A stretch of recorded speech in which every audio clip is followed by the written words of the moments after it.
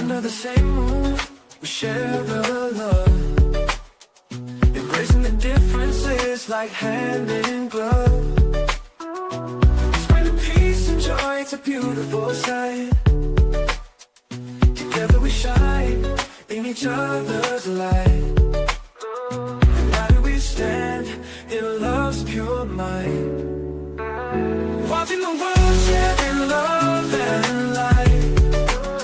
Hearts beating as one in our peaceful flight.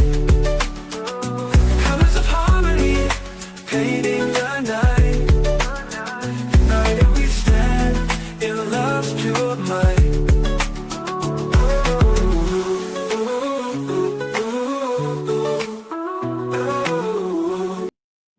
Good afternoon, everyone. Thank you for tuning in and watching the world. We have the press conference coming from the White House. We see that Stella's in the building. Shout out to you. Thank you for being here so early. So we're going to tune in and wait for Karoline Leavitt to break down what's happening in regards to Iran. Great show we had last night, and a lot of people are just saying that we're not receiving the truth when it comes to Iran. We're going to get to all that today. So just stick around, hang tough with us. We're going to tune in to the White House. Hit the like button, share, and subscribe as you come in. Shout out to New Jerseyan Curtis Gilliam. Shout out to you. Nice to have you here.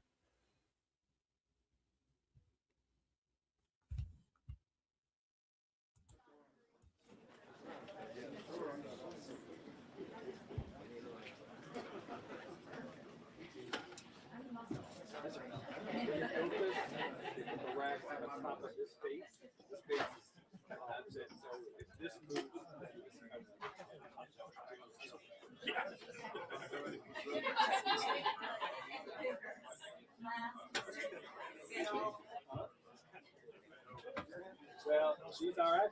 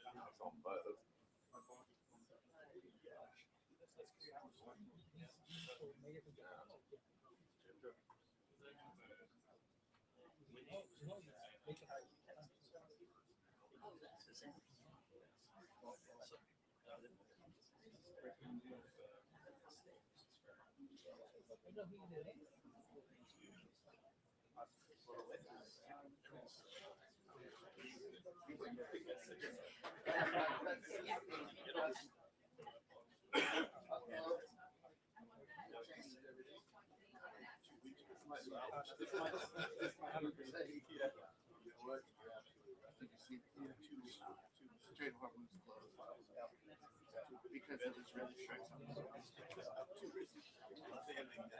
This might be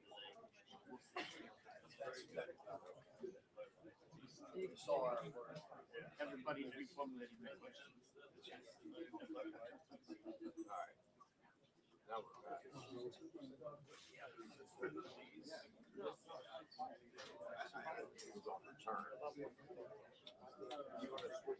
Yes.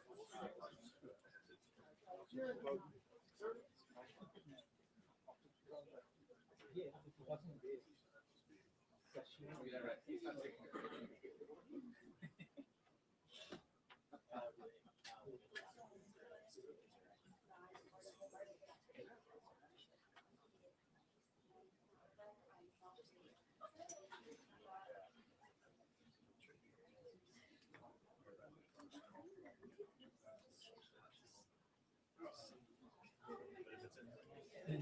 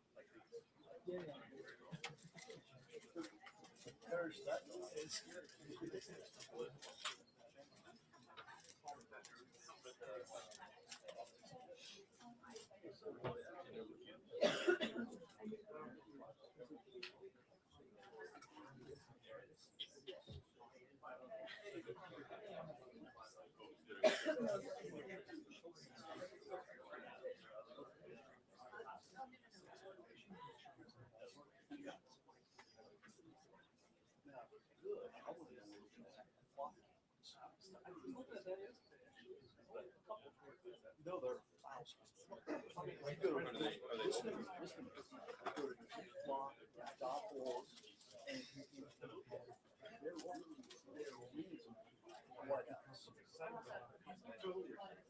like you start looking for them, but if you look at the flock and you do know that data is severe. So in other words, your ex-wife asks you to say, they're worried about this, they figure out that you know where they can see that they're not paying for license.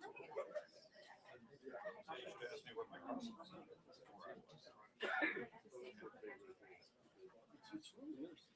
Those things are I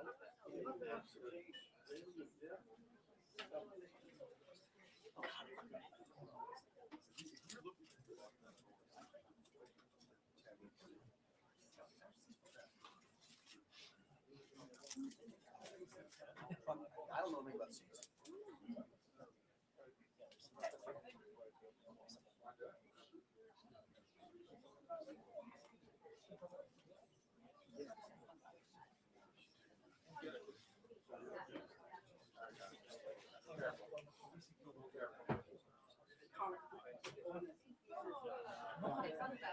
Snapping their fingers. Oh my goodness. Oh my goodness.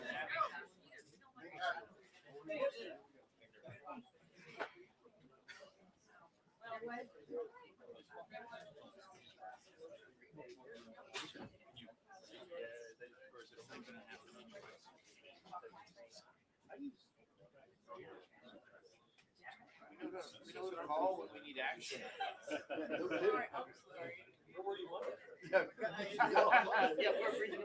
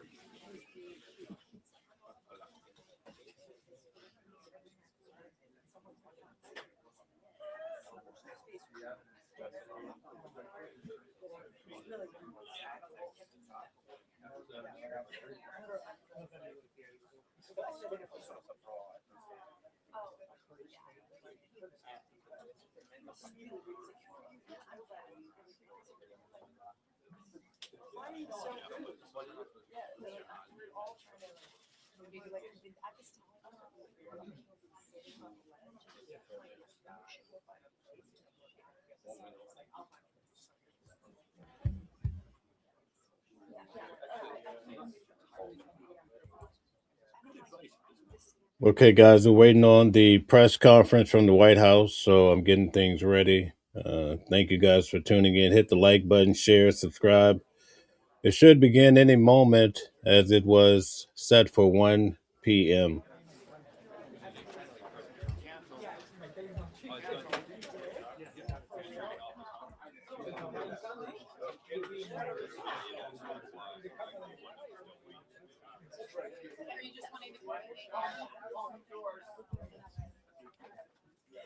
So I was in court earlier, so give me a moment. I'm trying to get news at noon together with updated news, so just hang tough. So after this is over, we'll proceed with news at noon. Thank you.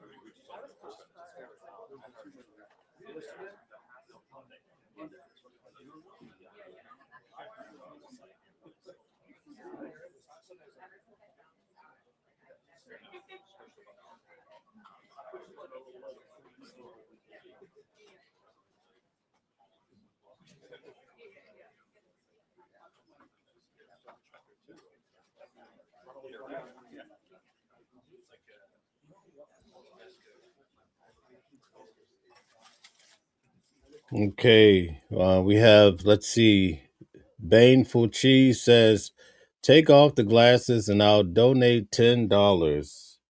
Unfortunately, I'm past the point in my life where I do things for money. So I'll give you $10 to just behave it. Thank you.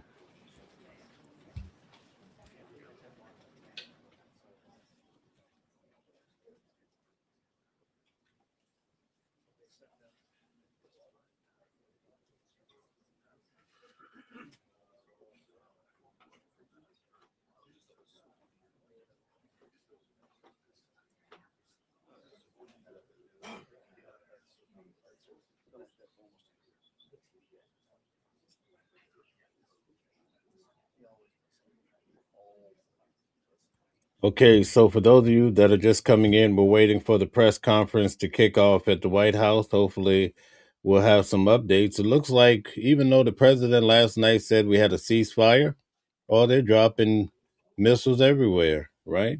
In fact, last night, I'm going to show you guys are right, pretty much synonymous. While the president and all of these things, these announcements were coming out last night. Oh, Iran was dropping more bombs on Israel. So it's apparent that this deal was not with Iran. It was more with Pakistan. So we're going to get into all of that. We're going to look at it from all different angles. But let's see what's happening in regards to this press conference, and then we'll get started, guys. Thank you. Hit the like button, share, subscribe. Thank you guys for all you do. Lisa, you were right last night. Lisa. Iran was not a part of that deal. A lot of the information that we're receiving is just not accurate. Whether it's a strategy or not, I have to be honest with you guys, and I'm just telling you like it is. That deal last night, we were being fed some bull. I'm going to tell you like it is.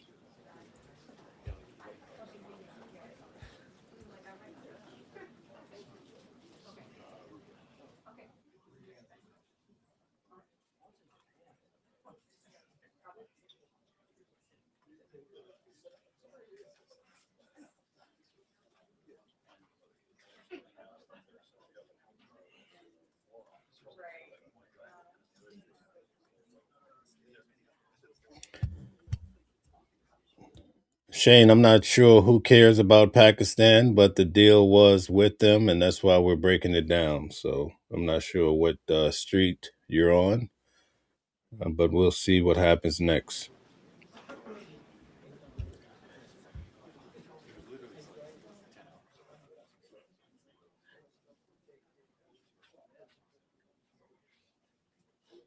Hello, Deborah. How are you? Good to see you, Deborah.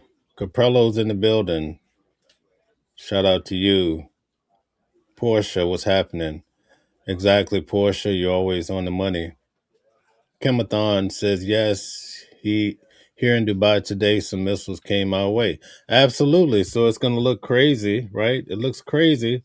I can't wait to see what she has to say because we're being told one thing, and then if you just go to the news, you see that these missiles are flying high.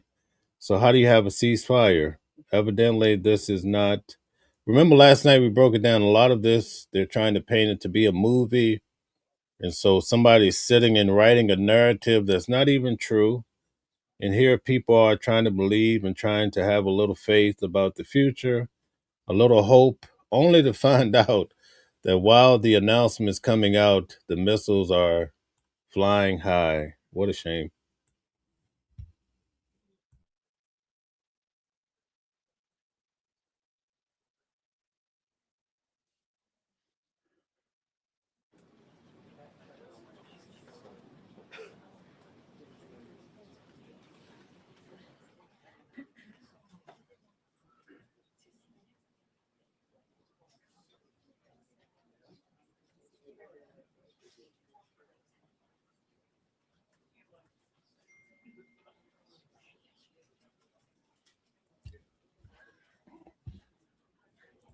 So I'd like to ask you guys to put a one in the chat if you'd rather the government to lie to you just so you could feel good and sleep at night. Put a one in the chat if that's how you are. Some people are that way. Put a two in the chat if you want to be told the hardcore truth so you could figure out what you have to do, whether it's stay or run or fight back. So one or two, right? Do you want number one, you want the government to just tell you anything just so you'll vote and be happy? Or two, just tell me what it is and let me deal with it. I'll take it any way it comes, but I just want to know the truth, okay? So two, let's see what you guys have to say. And I'm going to get back to putting together this show because I was in court this morning. I'll be in court again tomorrow morning with Sean Diddy Combs. So I have a lot happening right now, guys. Just bear with me, but I'm going to step away to prepare the show. Thank you, guys. Also, I have a show tonight with Candace Kelly. She reached out to me. She's ready to go. Hands on deck tonight for 8 p.m. We have a great show. She is a law professor. It's going to be nice to have her on the show tonight. So I'll be back with you guys shortly. I'm still here. Don't count me out.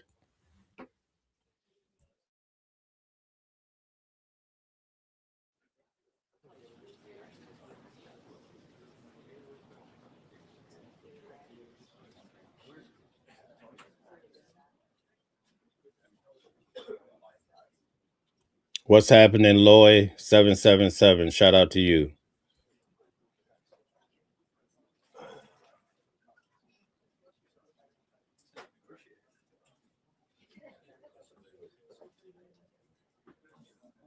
All right, most people want to be told the hardcore truth. That's exactly right, right? So you know what's coming.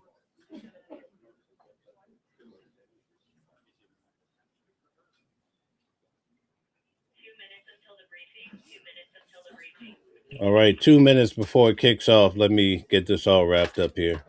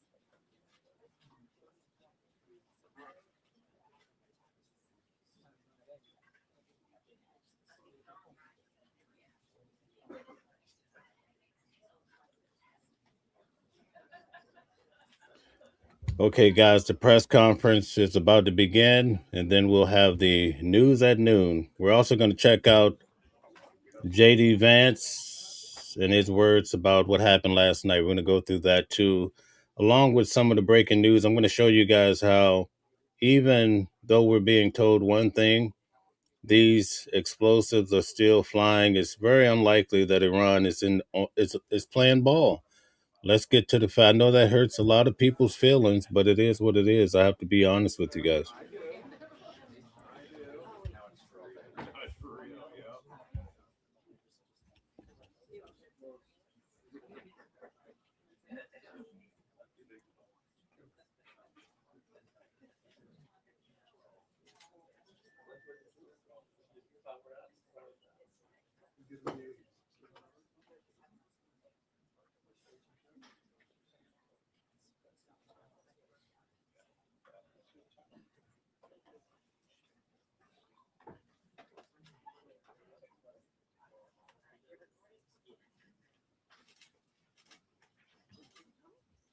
Good afternoon, everybody.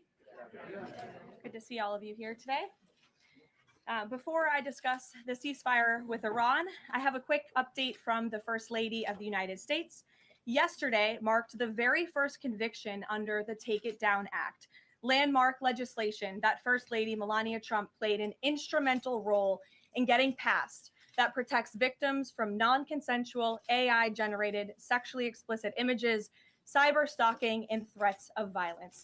This is a huge achievement for the First Lady, and I know the President is very proud of his wife's efforts in getting this critical legislation passed to protect America's youth. So we thank the First Lady for her efforts, and we hope that others will report on this historic conviction yesterday. With respect to the 2-week ceasefire announced by President Trump last night, this is a victory for the United States of America that the President and our incredible military made happen. From the very beginning of Operation Epic Fury, President Trump stated this would be a 4 to 6 week military operation to dismantle the military threat posed by the radical Islamic Iranian regime. Thanks to the unbelievable capabilities of America's war fighters, the United States has achieved and exceeded those core military objectives in just 38 days. The U.S. military destroyed Iran's defense industrial base, crushing the regime's ability to manufacture weapons that they and their proxies use to maim and kill Americans and terrorize the world. Iran's ability to build and stockpile ballistic missiles and long-range drones has also been set back by years compared to where it was 6 weeks ago prior to the launch of Operation Epic Fury.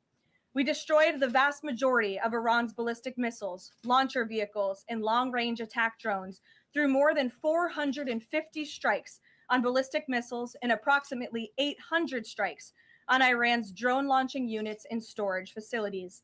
In total, more than 13,000 targets across Iran were struck. Again, this is in the matter of just 38 days.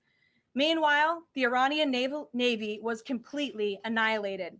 The United States destroyed more than 150 naval vessels in total, including 16 entire classes of Iranian warships. Despite once being the largest undersea force in the Middle East, Iran now has 0 submarine vessels. 97% of Iran's once massive inventory of more than 5,000 naval mines has also been targeted and destroyed. Iran's air forces are functionally and operationally irrelevant at this point, after the United States maintained total air dominance over their country for weeks on end. To underscore the significance of this, before Operation Epic Fury, the Iranian Air Force would fly between 30 to 100 flights per day. Today, that number is 0. Iran's ability to fund and support its terrorist proxies has been greatly reduced. At this point, Iran can no longer distribute weapons to its proxies in the region. And most importantly, Iran will not be able to acquire nuclear weapons. Prior to the start of this successful operation, Iran was aggressively expanding its short-range ballistic missile arsenal. Through these weapons and its navy, Iran was attempting to build a military buildup around their country that would pose an imminent and existential threat to the United States military assets in the Middle East, our allies in the region, and ultimately the free world. Iran was pursuing this dangerous and aggressive strategy for one reason: to hold the entire world hostage to its terrorist ambitions. The Iranians aim to use their expanded military capabilities as a shield around their country to continue achieving their ultimate goal internally, building nuclear bombs.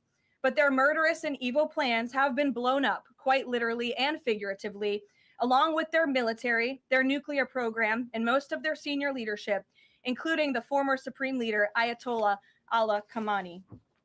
Their command and control structures were also massively disrupted after being struck more than 2,000 times. Many of their remaining leaders are paralyzed in fear and no longer enjoy the freedom to move around their country freely and meet openly. Thanks to the unmatched excellence of our warriors at the direction of the Commander-in-Chief, the world has just witnessed a historically swift and successful military triumph. President Trump started Operation Epic Fury with strategic military objectives, and the United States has clearly achieved them.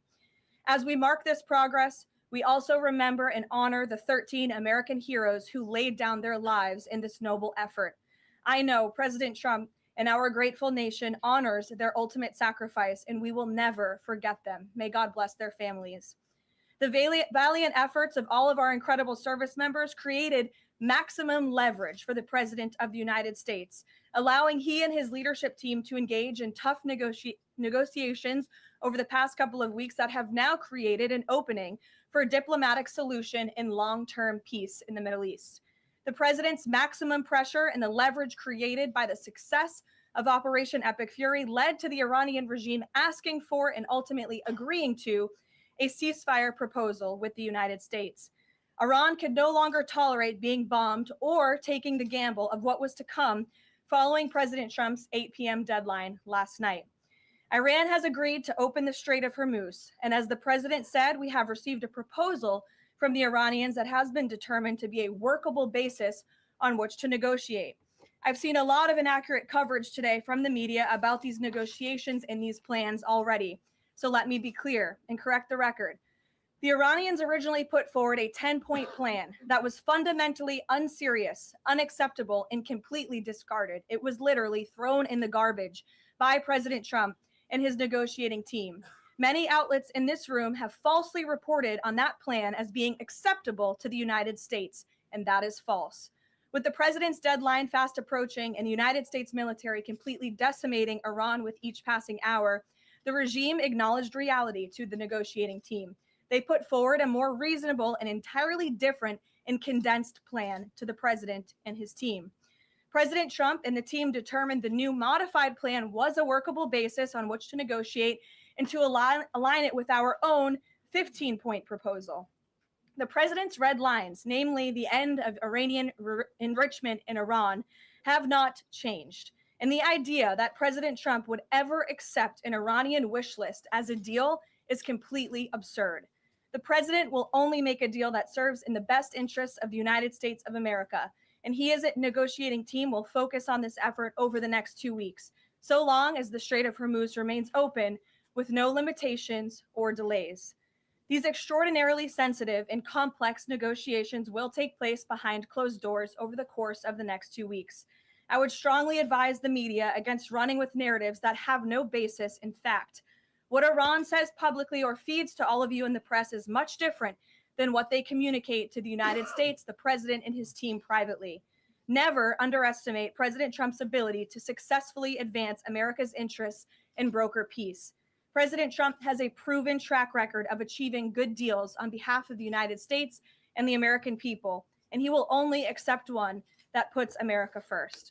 With that, I will take your questions today. I'm sure you have a lot of them. In our new media seat, we have Shane Harris with the AMAC Newsline. Shane, thank you for being here. Why don't you kick us off? Yeah, thanks for having me, Caroline. I have 2 questions for you. First, following the president's announcement of the ceasefire, if this is indeed the end of hostilities in Iran, what is the president's message to the American people about what was achieved for our country through Operation Epic Fury? Sure.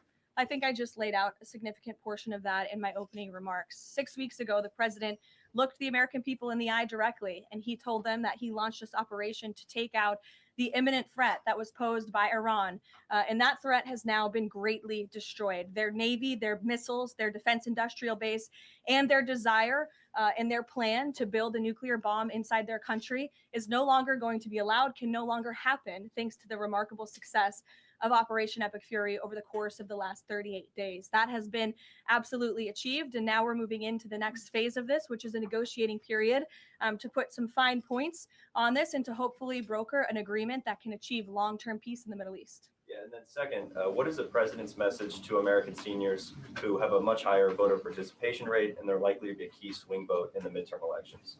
Well, the president loves our seniors across the country. And as you know, the president signed the One Big Beautiful Bill, the Working Families Tax Cut last year, which greatly reduced taxes on Social Security for our seniors. In fact, thanks to the Working Families Tax Cut, nearly 90% of seniors will no longer pay tax on their Social Security. That's a huge win for our seniors and also for our middle class and working families across the country with the no tax on tips provision and the no tax on overtime.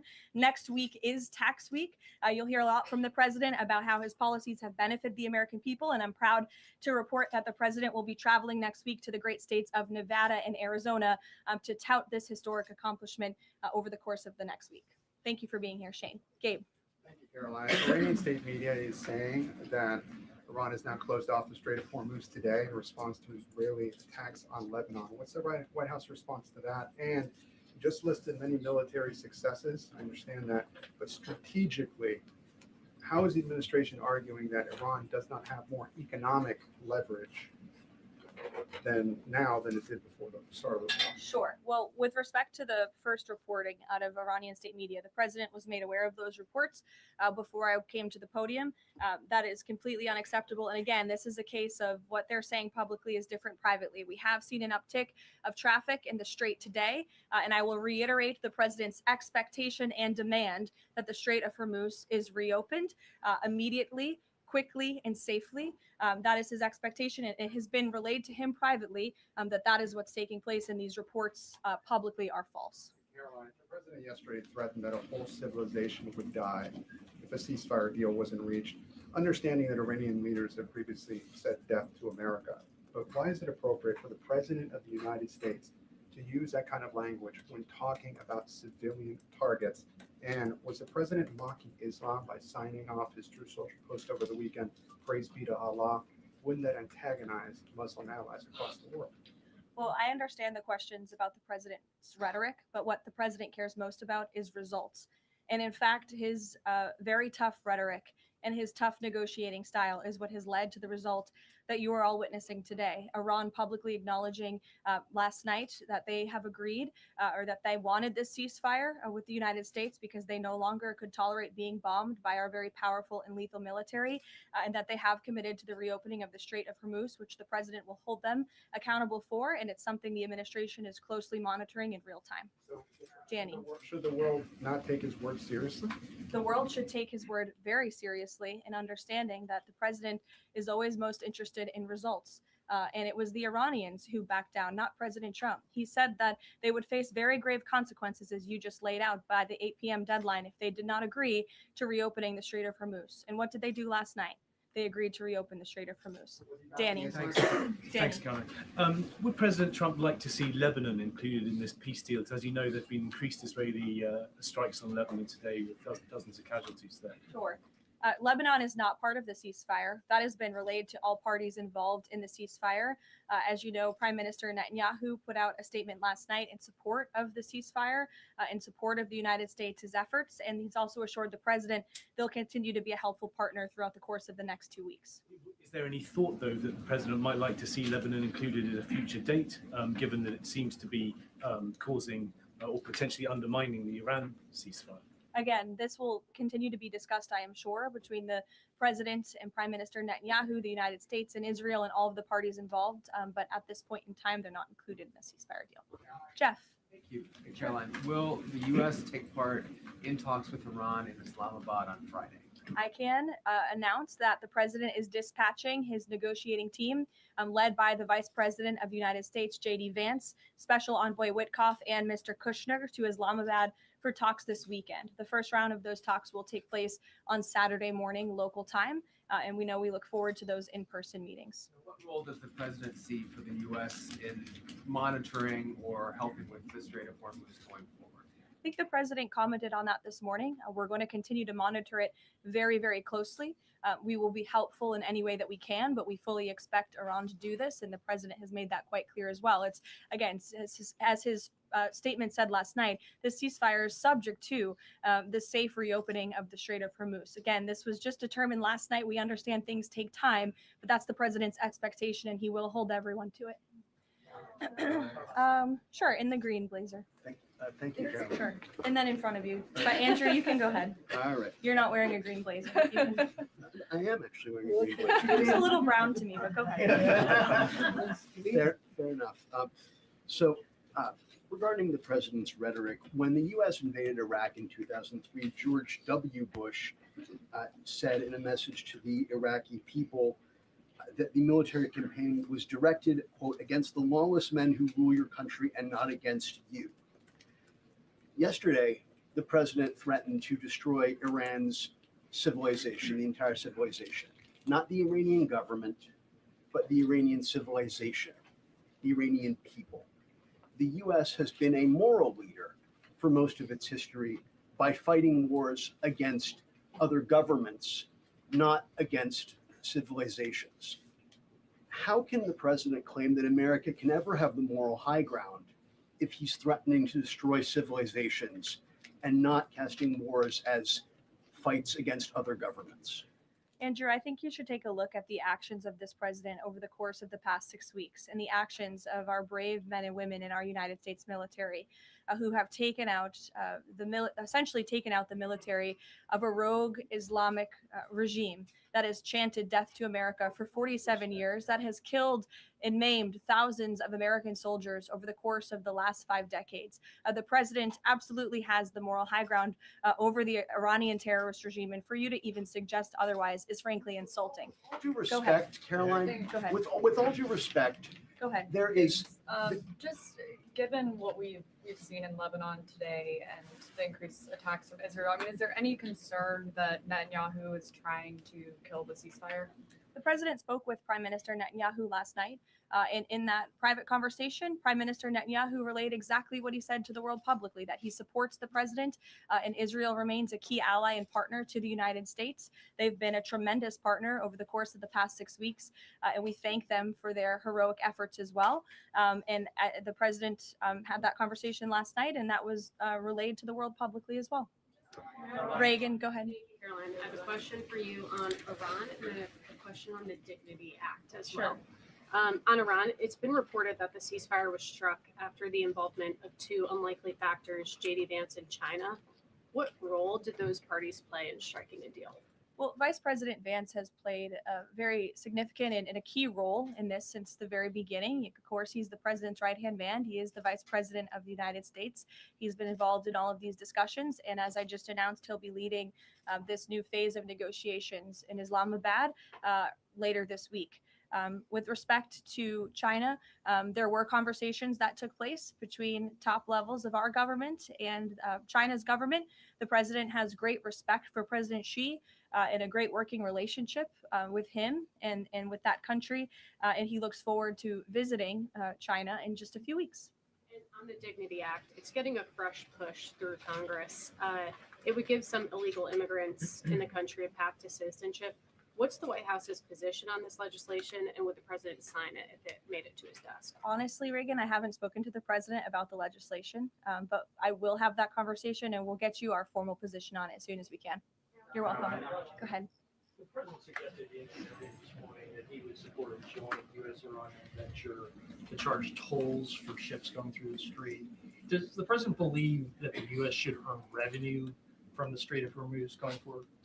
It's something, it's an idea the president has floated, as you know, and it's something that will continue to be discussed over the course of the next 2 weeks. But the immediate priority of the president is the reopening of the strait without any limitations, whether in the form of tolls or otherwise. On the highly enriched uranium, has Iran given the administration any indication that it would simply turn over the enriched uranium, or is this an expectation that the president has that he would have to send in ground troops in order to do that? This is on the top of the priority list for the president and his negotiating team as they head into this next round of discussions. And as I said in my opener, that is a red line that the president is not going to back away from. And he's committed to ensuring that takes place. We hope it will be through diplomacy. Have they given any indication that they would turn it over? They have. They have. Yes. Trevor. The latest news out of Iran is that the air defenses have been activated in several cities, including Isfahan, and that explosions have been heard in Isfahan. Who is bombing Iran right now? Were those reports just as of a few minutes ago? Yeah. Okay, so obviously I'll have to go back and check with the national security team. I'm standing out here with all of you, but I will do that and we will get you an answer, okay? And then just on the civilization question that we've been talking about. And I would just add to that point, again, I haven't seen these reports. I'm not verifying them. Not that I don't trust you, Trevor, but I want to go back and check with the experts here at the White House. I would just say, and I would echo what the vice president said this morning, this is a fragile truce. Ceasefires are fragile by nature. We've seen this with respect to the 12-day war with Iran and Israel last year. It takes time sometimes for these ceasefires to be fully effectuated. And one of the results of Operation Epic Fury was we completely dismantled Iran's command and control center, which makes it difficult for them to pass messages up and down the chain. And so we understand that. I would caution a little bit of patience, but of course we want to see the ceasefire effectuated and abided by all parties as quickly as possible. Thank you. And the American presidential administrations, going back to Ronald Reagan, have said this formulation about nuclear war, that a nuclear war cannot be won and must never be fought. Is that still the view of this administration, given the president's comments about civilization? I have no change in our view on that policy. Katie. Thanks, Caroline. I'm just, given the gravity of what he said yesterday, what was your understanding of what he meant when he said, this civilization is going to be eliminated? I think it was a very, very strong threat from the president of the United States that led the Iranian regime to cave to their knees and ask for a ceasefire and agree to reopening the Strait of Hormuz. So it was a very strong threat that led to results. And as the Secretary of War stated at the Pentagon this morning, it was not an empty threat by any means. The Pentagon had a target list that they were ready to hit go on at 8 p.m. last night if the Iranian regime had not agreed to open the strait, which they did. And I think that's something we should all be grateful for. The United States is a moral leader in the world, given that I was asked this exact same question by your colleague Andrew in the back. And I think, again, the insinuation by anyone in this room that Iran somehow has the moral high ground over the United States of America is insulting, considering the atrocities that they have, committed against our people and our military over the past 5 decades. John, go ahead. Thanks a lot, Caroline. 2 questions for you. One has to do with a statement, a joint statement put out this morning by some of America's European allies, our NATO allies. And in that joint statement, they said regarding the Strait of Hormuz, our governments will contribute to ensuring freedom of navigation in the Strait of Hormuz. What's the administration's reaction to that joint statement? Does that smooth things over when the president meets with NATO Secretary General a little bit later this afternoon? I have a direct quote from the President of the United States on NATO, and I will share it with all of you. They were tested and they failed. And I would add, it's quite sad that NATO turned their backs on the American people over the course of the last 6 weeks when it's the American people who have been funding their defense. As you know, President Trump will be meeting with Secretary Ruta in a couple of hours here at the White House, and I know he looks forward to having a very frank and candid conversation with him. And then secondly, in regards to this conflict, 38 days, as you pointed out, President Trump has said that there's been regime change. Has that regime change led to more freedoms for the Iranian people? I think that's a question that's being asked a little bit too early, John, and we hope that is the case, but it's something that has yet to be seen. Eamon. Caroline, on this question of tolling by the Iranians in the Strait of Hormuz, I've heard you talk about a number of red lines that the president has in this negotiation, but I haven't heard you say that Iranian tolling in the Strait of Hormuz is a red line. Would it be acceptable to the United States at the end of all this if the Iranians are able to charge tolls in the Strait of Hormuz? I think the president was very clear and simplistic in his language last night in his Truth Social post, where he said that this ceasefire is subject to the free, safe, and immediate reopening of the Strait of Hormuz. That's very plain language, and it should be taken at face value. I mean, free to Carrie. charge? Carrie, go ahead. Without limitation, including tolls, yes. Carrie. Quick follow-up on the explain. Why would the U.S. Allow Iran to collect tolls in the Strait of Hormuz? That's not something that we've opposed for a number of years now. Again, that's not something we've said that we've definitively accepted. The joint venture is something that was proposed by the president, but he was very clear in his statement last night. He wants to see the strait reopened immediately without limitation, and that's something we're going to hold them to.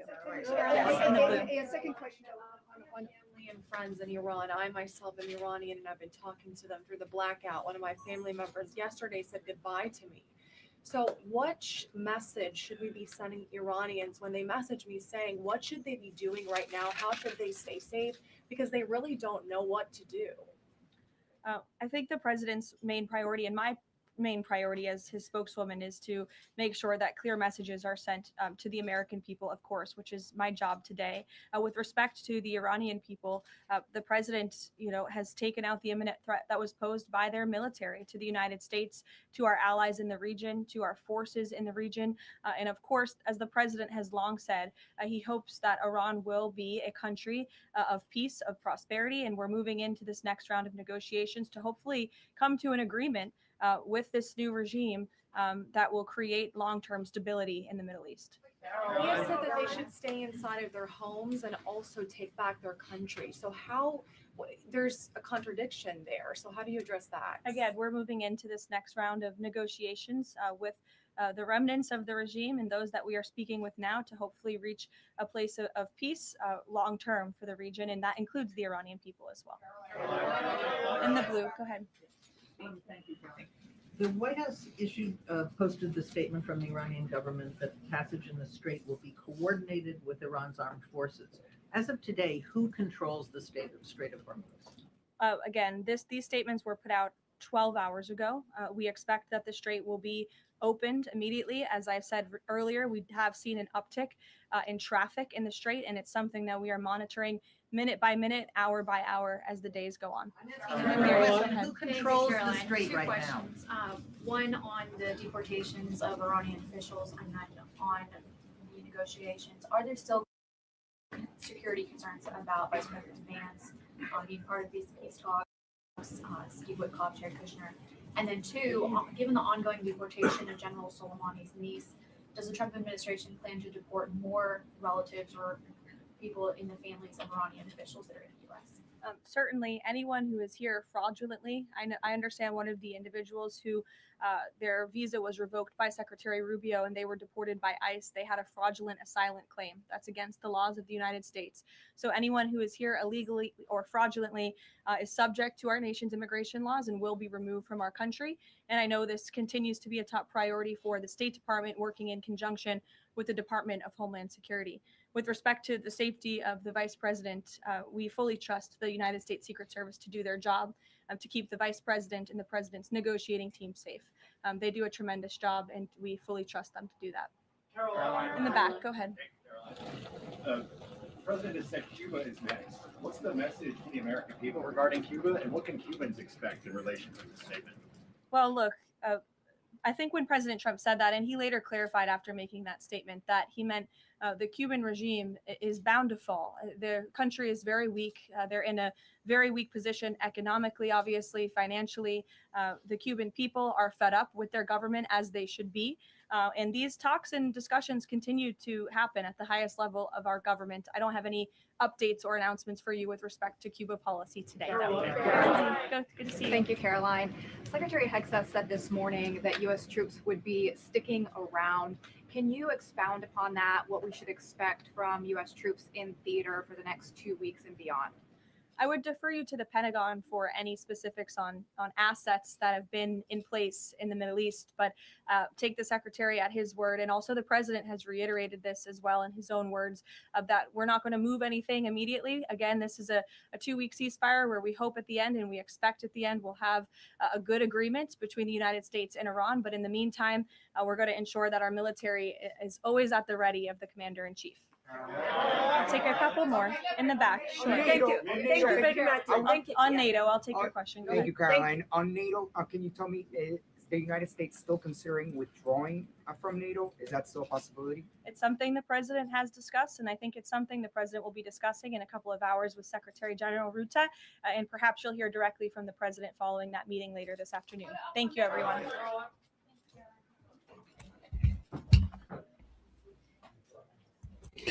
All right, so there you have it, guys. That's the latest update in regards to this whole war. And it's quite shocking because the information I'm about to present to you is more up to date than her speech. I don't understand how that works, but anyway, we're going to see how they actually shut down the strait again. We're also going to see how they launched off more missiles after we're supposed to be in the ceasefire. And also, as I told you guys last night, Israel is going to strike more. They're going to do more and more. Let's get to it. We're going to break it all down. I'd like to ask you guys to hit the like button, share, and subscribe to the channel. We have so much to cover. We're going to go through our news at noon. Also, keep in mind that tomorrow I'll be in court with Sean Diddy Combs. He's appealing his sentence, so I'll be reporting on that, boots on the ground. But anyway, let's get to it. Let's see if we can make sense of what's really happening in the world. We're going to get to this one by one. And I think you're going to understand more than you would have gathered from that press conference. His question and answer session there alongside General Kane, though Secretary Hegseth took most of the questions. Dave, through some of what was said here. First of all, again, on this question of regime change, saying again and again there is a new regime.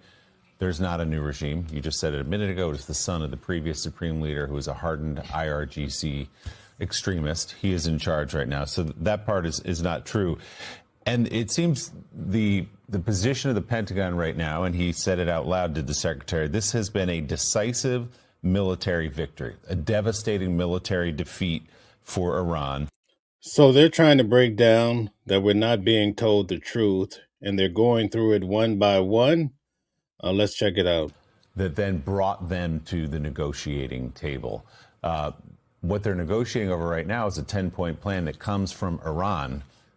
Every one of those 10 points is obviously skewed and heavily favors Iran, and the president has called that workable. So what do you make of the thesis or the theory that they're putting out there, perhaps the spin, that the reason we got this 2-week ceasefire is because the United States basically pummeled Iran into coming to the table?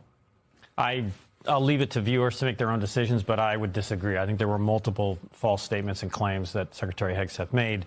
And I look back at, we've been watching each of these press conferences together, and, Do you guys think that Hegseth is using strategy, or do you think he's just lying to the American people? Let me see what you guys have to say.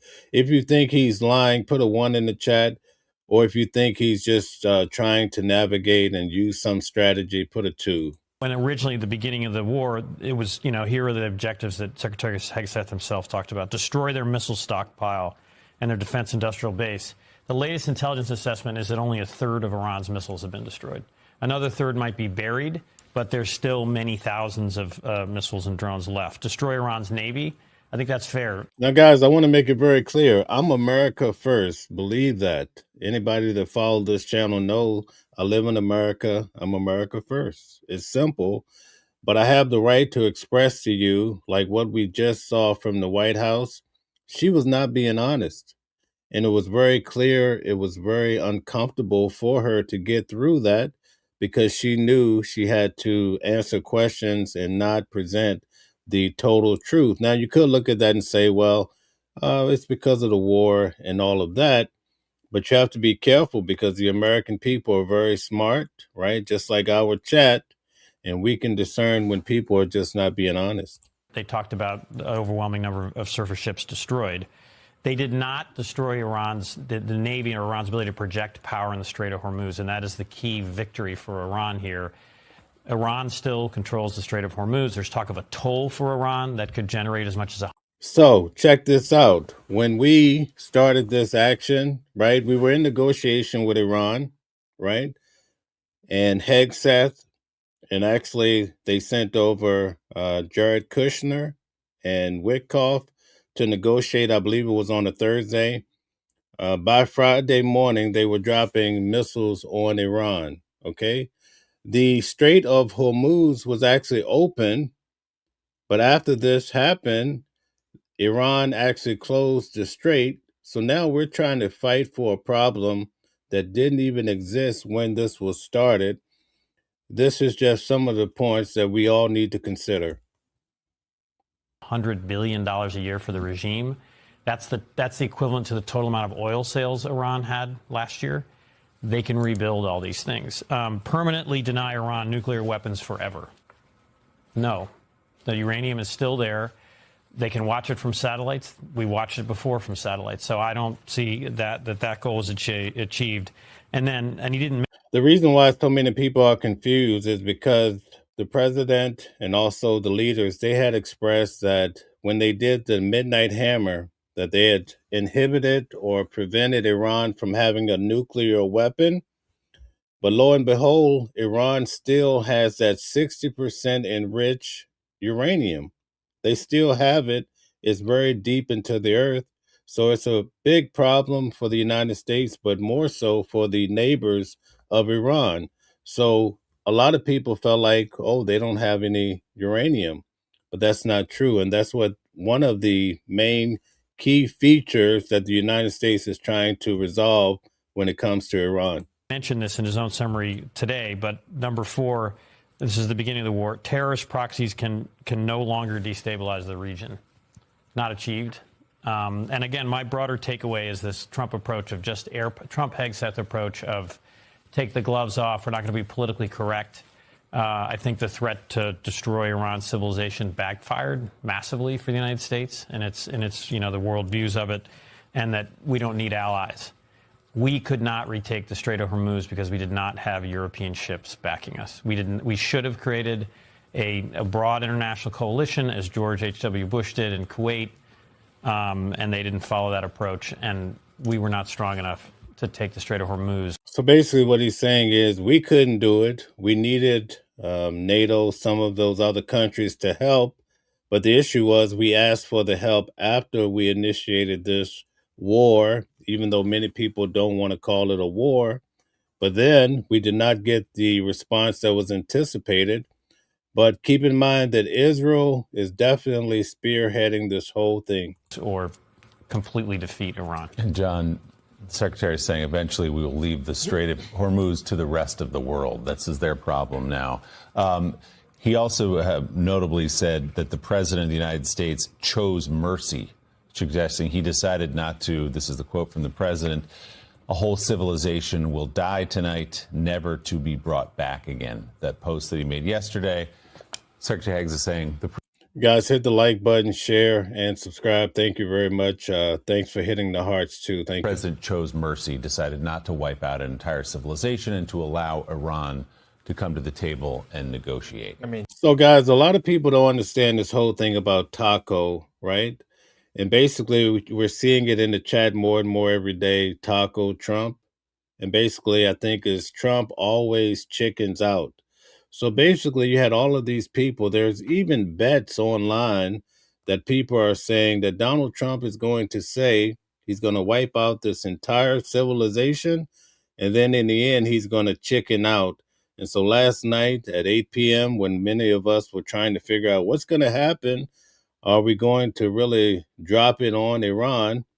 A lot of people were cashing in because they won their bets, because they say, oh, the president, he always backs out. This has become a trend online that's actually going viral. Would you believe that this is such a thing? Just a ridiculous assessment there from the Secretary of Defense. I mean, the president's post yesterday was met with fierce pushback from world leaders, from the Pope. We know that Trump was lobbied all day by other heads of state telling him to back off, including those from the Gulf, saying if you go after them like this, we know we're going to get the brunt of the retaliation. This is putting us all at great risk. And the president seemed eager to latch on, though, to this proposal from the Pakistani mediators that he realized he had boxed himself into a corner. He backed himself into a corner. And needed some way out and some way to declare victory. And he's doing that today in a series of phone calls with reporters. But as David just said, the Strait of Hormuz now is under more of Iran's control than it was at the start of this war. That inherently makes this a defeat. Iran is cashing in on this Strait of Hormuz. They're receiving $2 million per ship each day coming through, and they get a chance to dictate who gets to go through. And typically, I tried to show you guys that when it came to France, remember I showed you the video where Macron was talking, he was throwing shade, as they say in modern vernacular. He was throwing shade on the president of the United States. Well, what did Iran do?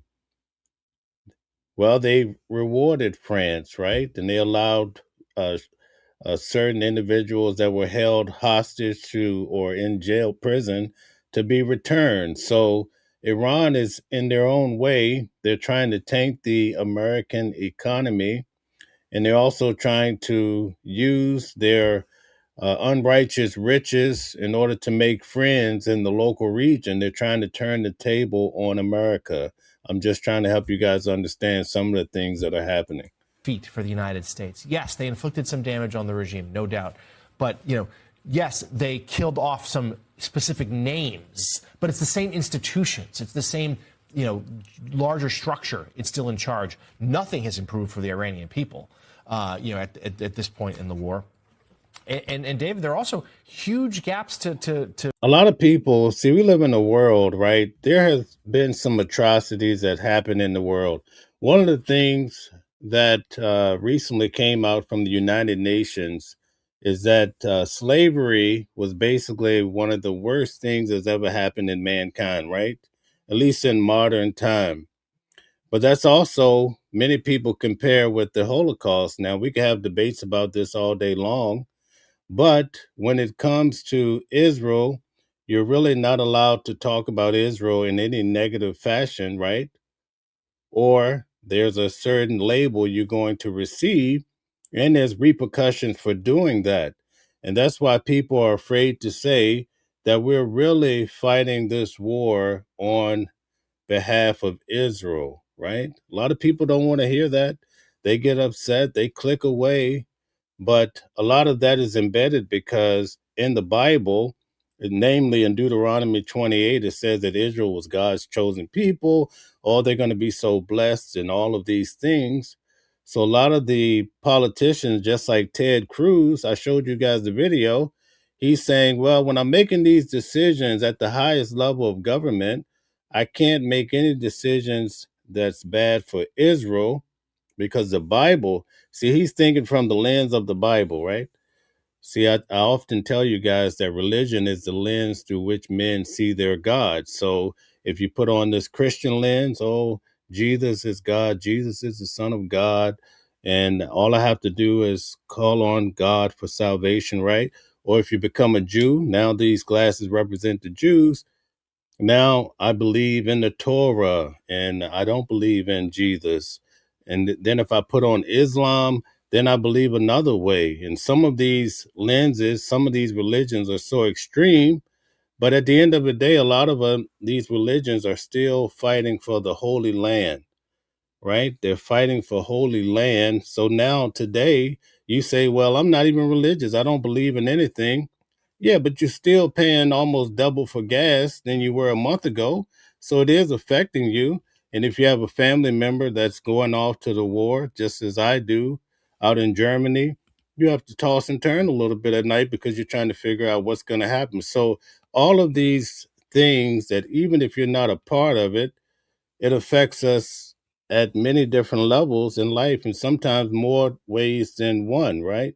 So that's why we cover these matters. That's why I show you guys everything that comes forth from the president, because it's very important to understand. Let's get back to it. Close here in the next 2 weeks during this ceasefire. We know talks will begin this weekend in Pakistan.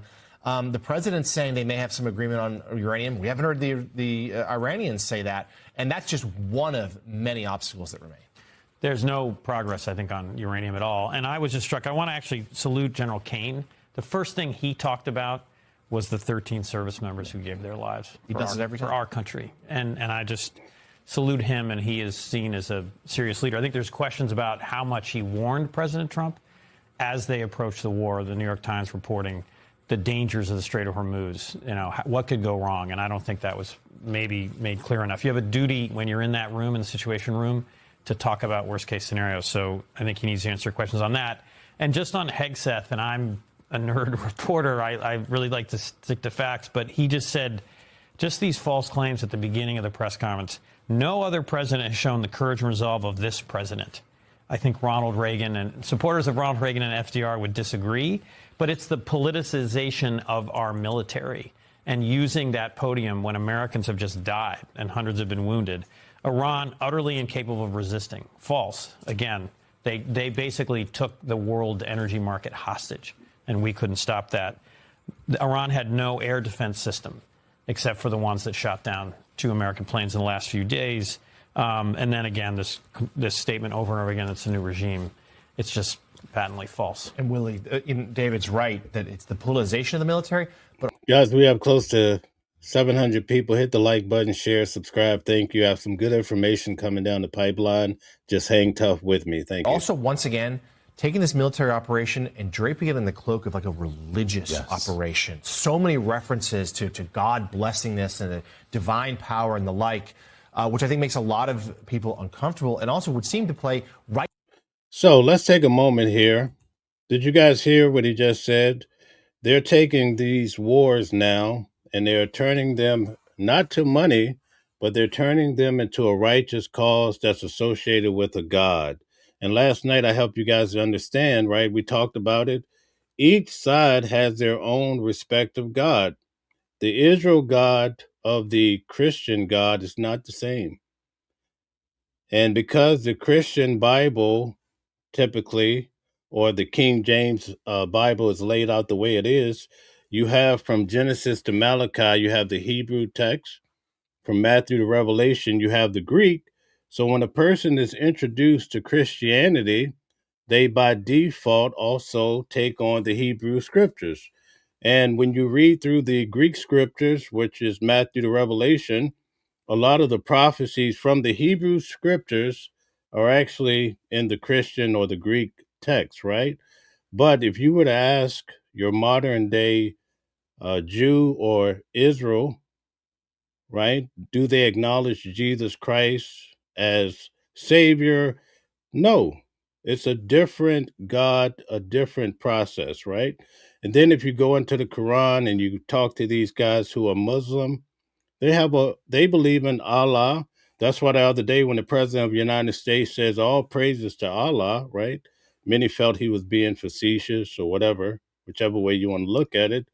But when all of these wars are happening, if you really look at it from the core level, these individuals are saying that their God is leading them. In fact, they're out there fighting a holy war for God.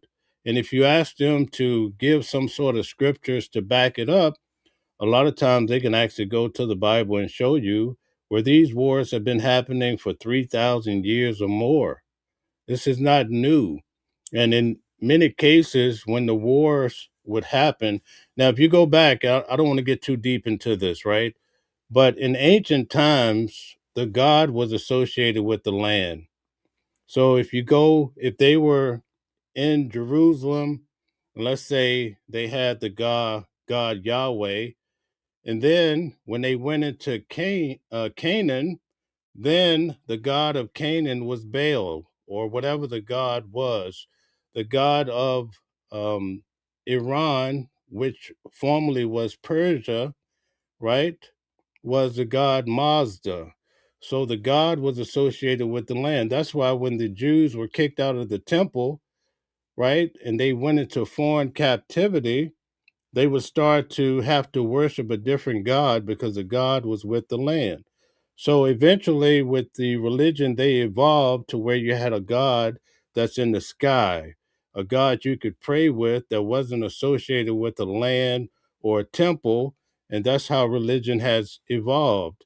And if you were to go to the Metropolitan Museum here in New York City, you would actually have a chance to see that most of these religions stem forth. They came out of Egypt, a lot of this thinking, and it evolved over time. But most people don't understand that the oldest religion out of the Middle East actually came out of Iran. And when when the Persians took, right, the Israelites into captivity, when they took them into captivity, the Jews, they learned a lot of their religious practices from Iran, or what used to be Persia. If you do your research, you could go back and see that. So we have people out here fighting, and the issue that we have today is that the modern day Israel, there's a big question about, are they the Israel from the Bible? So now you have another problem. There's so many different layers, and amongst all of this, right, they're fighting over land for over 3,000 years, and it affects your gas prices at the pump. Isn't that weird, right? It affects you, believe me. But we're going to keep moving. There's so much more. So I'm going to show you guys something different now. We're going to take a look at another aspect of this, but still in regards to the war. As I said, we have so much to get through. But I want to show you how we last night we were all here together and we heard that, oh, we get a 2-week extension. There's a ceasefire, right? What time was that we started? We started last night around 8 o'clock, and we went for about 2 hours. Well, while we were live, they were dropping more missiles, but the media don't want to tell us. And this slipped out last night. Check it out. We are going to check in with Mark Chandler at Coastal Carolina University in just a second. But first, I do want to over to Dubai in the UAE. That is where we're joined by Matt Finn over at Fox News. And Matt, we were talking about those potential attacks there over in the UAE. Can you explain to me what the situation on the ground has been like over the past several hours? Well, the president's announcements acknowledge a potential ceasefire between the United States and Iran, and also, seeking peace here in the Middle East. But today, there is not peace. In fact, the country I'm in, the UAE, says it continues to take incoming fire from Iran, ballistic missiles and drones. Kuwait reports the same. And the IRGC, the regime, is taking credit for allegedly attacking Israel and Saudi Arabia overnight. So it seems like the American... So what's really weird is that we just sat and we heard her breakdown from the White House that basically this is winning season and we were able to convince Iran to stop, right? And last night, many of us, namely Lisa, was questioning whether Iran was actually involved in the negotiation at all, right? So now we're starting to see, apparently Iran is out of the picture. They don't even have a clue. In fact, yesterday it was reported that Iran had shut down all of their communication. So now if we look at the facts, if we stop following what people say and we look at the facts, Iran is sending more missiles after they're claiming at a high level that there was a ceasefire. So there's something terribly wrong here. Peace deal may include an agreement that the United States and Iran will stop attacking each other. But so far, there's no indication that Iran is going to stop launching missiles and drones at countries here in the Gulf. So one of the big questions is, when this final agreement is reached, whether, it's put in writing or it's verbally agreed upon between the United States and Iran, will that include these Gulf countries, that have been taking incoming fire?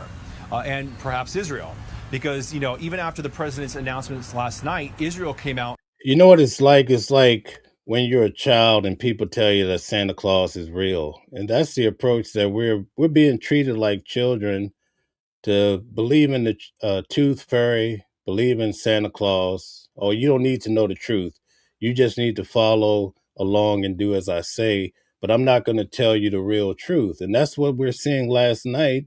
What we're being told about Iran, I'm sorry to tell you, but it's not true. they're still throwing missiles out there beyond compare. There's no deal. And said, we appreciate the ceasefire deal, but that does not include us and Lebanon. So there's another branch of this that has not been resolved and is certainly not a peace deal. So there is incoming fire coming from Iran here in the country or in UAE. Over the past couple of days or the past couple of weeks, we've heard very thunderous loud. And please don't get it twisted. They're talking about last night after we all sat here and thought we had a ceasefire. That's when these missiles were coming through. Explosions in the sky, not far from where I'm standing. Sometimes it seems like it perhaps was an incoming missile. Sometimes it seems like it maybe was something a little bit lighter. And we're still getting the alerts on our phone from the government. Okay, guys, break down the word says it's going to show that Iran doesn't want peace. It's very true. Iran does not want to make a deal, it appears. And even last night, the president said it was Pakistan that made this deal or set the format in place. Yeah, but you're not negotiating with Iran. But the American people, we walked away feeling like, oh, Iran is coming to the table. They have 10 points. No, it's Pakistan maybe that put forth these 10 points, right? We really need to understand what's happening here. Here to take shelter occasionally. So there is not peace here in the Middle East. There's not peace here in the Gulf. But the president is saying, and the White House is saying, that it seems like there's workable terms and that there will be a final deal soon, perhaps once the peace talks continue in Pakistan. So things are not cemented right now. The one perhaps tangible thing or thing that may be provable in the next 12 to 24 hours is whether the United States. Guys, we have close to 800 people. Please hit the like button, share, subscribe, turn on your notifications, support the channel. Thank you very much. Keep hitting the hearts. Thank you. Definitively stops attacking Iran, and whether Iran begins to move towards a peace deal, whether they start to wiggle and negotiate. One thing that stands out to me is a lot of this has to do with preventing Iran from getting a nuclear weapon, and Iran has proposed a 10-point peace plan, and a part of that is that the United States must accept that it's going to continue enriching uranium, which means continue potentially building a nuclear weapon. So the president just... Okay, so I have to make this very clear, especially for the people that are here on Watching the World every day as we do this. It's very important that you understand this if you don't understand anything else that we talk about today. The confusing part is that the president of the United States, right, he came out and he said that Midnight Hammer inhibited or stopped the Iranian people from a nuclear weapon. But what we were not told is that Iran has 972 pounds, right, of enriched uranium, but it's 60% enriched, okay? So 972 pounds. By the time you break that down and you put it on the missiles, it's a lot, okay?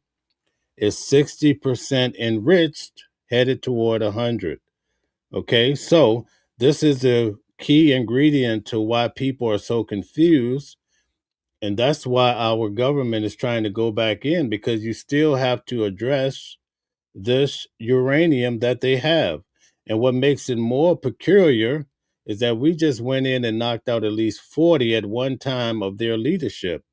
So what do you think they want to do? In fact, the Ayatollah, he was number 2 in command when it comes to God. So I tell people it's very similar to in the Bible when you have Jesus, he's like number 2 when it comes to God in the Gospels, right? So it's like when you kill Jesus, you kill the Ayatollah. This is not about money. This is not about material things. This is about a man and his God. And a lot of people are so, and I don't want to say they're brainwashed. I'm not saying this about them, but it's very similar that people take these ideas and they swallow it whole and they're willing to die for it. And there's nothing you can do that's going to fix the gap that we took out the Ayatollah. So these people are always going to be very upset. If you think that they were chanting death to America for 47 years before, well, put that on steroids, because they're really going to go in now. But here's the thing. they have this uranium that's at 60%. What do you think is going to do? They're going to do when it gets to 100? Who's going to be the top person? Well, number one, Israel. They can't stand Israel. It makes sense, right? They know what time it is. They know Israel is the people really behind this whole war, but also the American people as well. Not only that, that's why here in New York they're talking about be careful when you cross bridges, because we took out their main bridge that they've spent years building. We just decimated their bridge. So we keep hearing about during Joe Biden's, Trump always says during Joe Biden's reign, those 4 years, we had so many people coming across the border, and they stopped 1,500 that belonged to sleeper cells, but they don't know how many of these individuals actually came through. Now, keep in mind, what's the number one target probably in the United States, other than Washington, D.C.? Typically, it's New York, because history doesn't lie. So think about all the bridges. It really affects us in more ways than you can even imagine. We're thinking about gas, eggs, food, or whatever, but safety has become a very big issue right now. And as time goes on, I hope I'm proven wrong, but we're treading some unknown waters indeed. A short while ago on Truth posted that Iran will not be enriching uranium. So that is one key issue so far that we do not have a clear understanding of. And Matt, I wanted to ask you about something else that is kind of pertinent here as we're talking about the UAE and Dubai specifically. We know that the Dubai airport is one of, if not the busiest there, all across the world. So what's it like there on the ground? Are you still seeing the kind of, I guess, travel there, or does it seem like people are maybe avoiding this as all of this is going on? Yeah, so my understanding is, basically anybody who wanted to evacuate or leave this country most likely has, especially Americans. In the 2.5 weeks I've been here, I don't think I've run into or talked to an American. Not that they're not around me, but I just haven't interacted with any. So it seems like anybody who wanted to leave here in midst of all the unrest and danger has. So now it looks like the remnants are people who live here permanently, maybe have citizenship and are not going anywhere. Also, a lot of foreign workers, whether it's in the hotels we're in the shopping centers, in the restaurants. A lot of, Dubai is known for a lot of foreign workers. Many of them are still here because you may be able to tell behind me, a lot of the businesses are still operating. But, you go into certain restaurants, they're completely dead. You go into certain coffee shops, completely dead. And a lot of people are saying that these are not normal times. It's much, much slower than usual.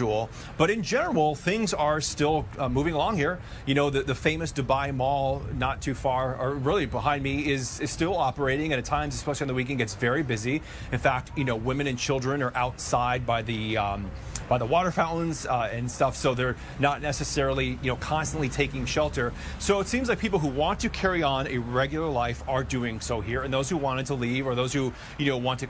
I've actually been to Dubai. In fact, for many years, I would say it's my favorite place to go to until I actually went to Israel. Italy, and went to the Colosseum in Rome. I'm telling you, it was a great experience. But when I went to Dubai, it's a magnificent place. I've been to this mall that they're talking about that has the big aquarium. There's people there from all over the world. And guess what? Iran is now dropping bombs on them. Consistently take shelter are. But in general, too, is a lot of people start to become immune to the incoming fire and the conditions. We get the alerts on our cell phones multiple times a day about taking shelter. Sometimes we hear very thunderous, ominous explosions in the sky, and people still carry on. So it's an interesting dynamic here where this country was essentially at war, taking incoming fire from Iran, but a lot of people are still carrying on with their daily life. All right, Matt. All right, so we get the point. The point I just wanted to make to you guys is that last night, and even today, she actually came out and said, listen, we solved the problem. Nobody else could crack the code, right? We heard it. We heard her say it. But in actuality, at the same time, people are being bombed. What's happening, right? Let's move on, though. We have so much to cover and catch up. News is just flying out of the stable left and right. I want to show you now more when it comes to this particular ceasefire. but I want to talk about it in connection with Israel. Let's get to it. A flurry of rockets. Now, guys, this is last night remember last night, right? We were together, right? This is happening while we're probably on live. Intercepted above Tel Aviv just as President Trump and Iran were announcing the 2-week ceasefire. In Tehran, huge crowds of government loyalists took to the streets, burning U.S. Simultaneously, as we're being told, all things are great. We have 2 weeks. There's no, like, you go to bed last night, you probably had an extra juice box, right? Because you say, oh, I'm so happy with myself and my life. Everything is cool. All the hell is not going to rain down tonight. But guess what? It's not true. U.S. and Israeli flags, celebrating what they called a victory. We are here to say we don't compromise, this man says, as Iranian TV touted the ceasefire as an undeniable historic defeat. While questions are still remaining about wider tensions in the region. In Lebanon, this Israeli strike overnight killed 8 people at a cafe, according to the country's health officials. Israeli Prime Minister Benjamin Netanyahu praised President Trump this morning and agreed to stop bombing Iran, but did not agree to stop operations against Iran's. So we talked about this last night. When it comes to Netanyahu, he has his own rules and regulations, right?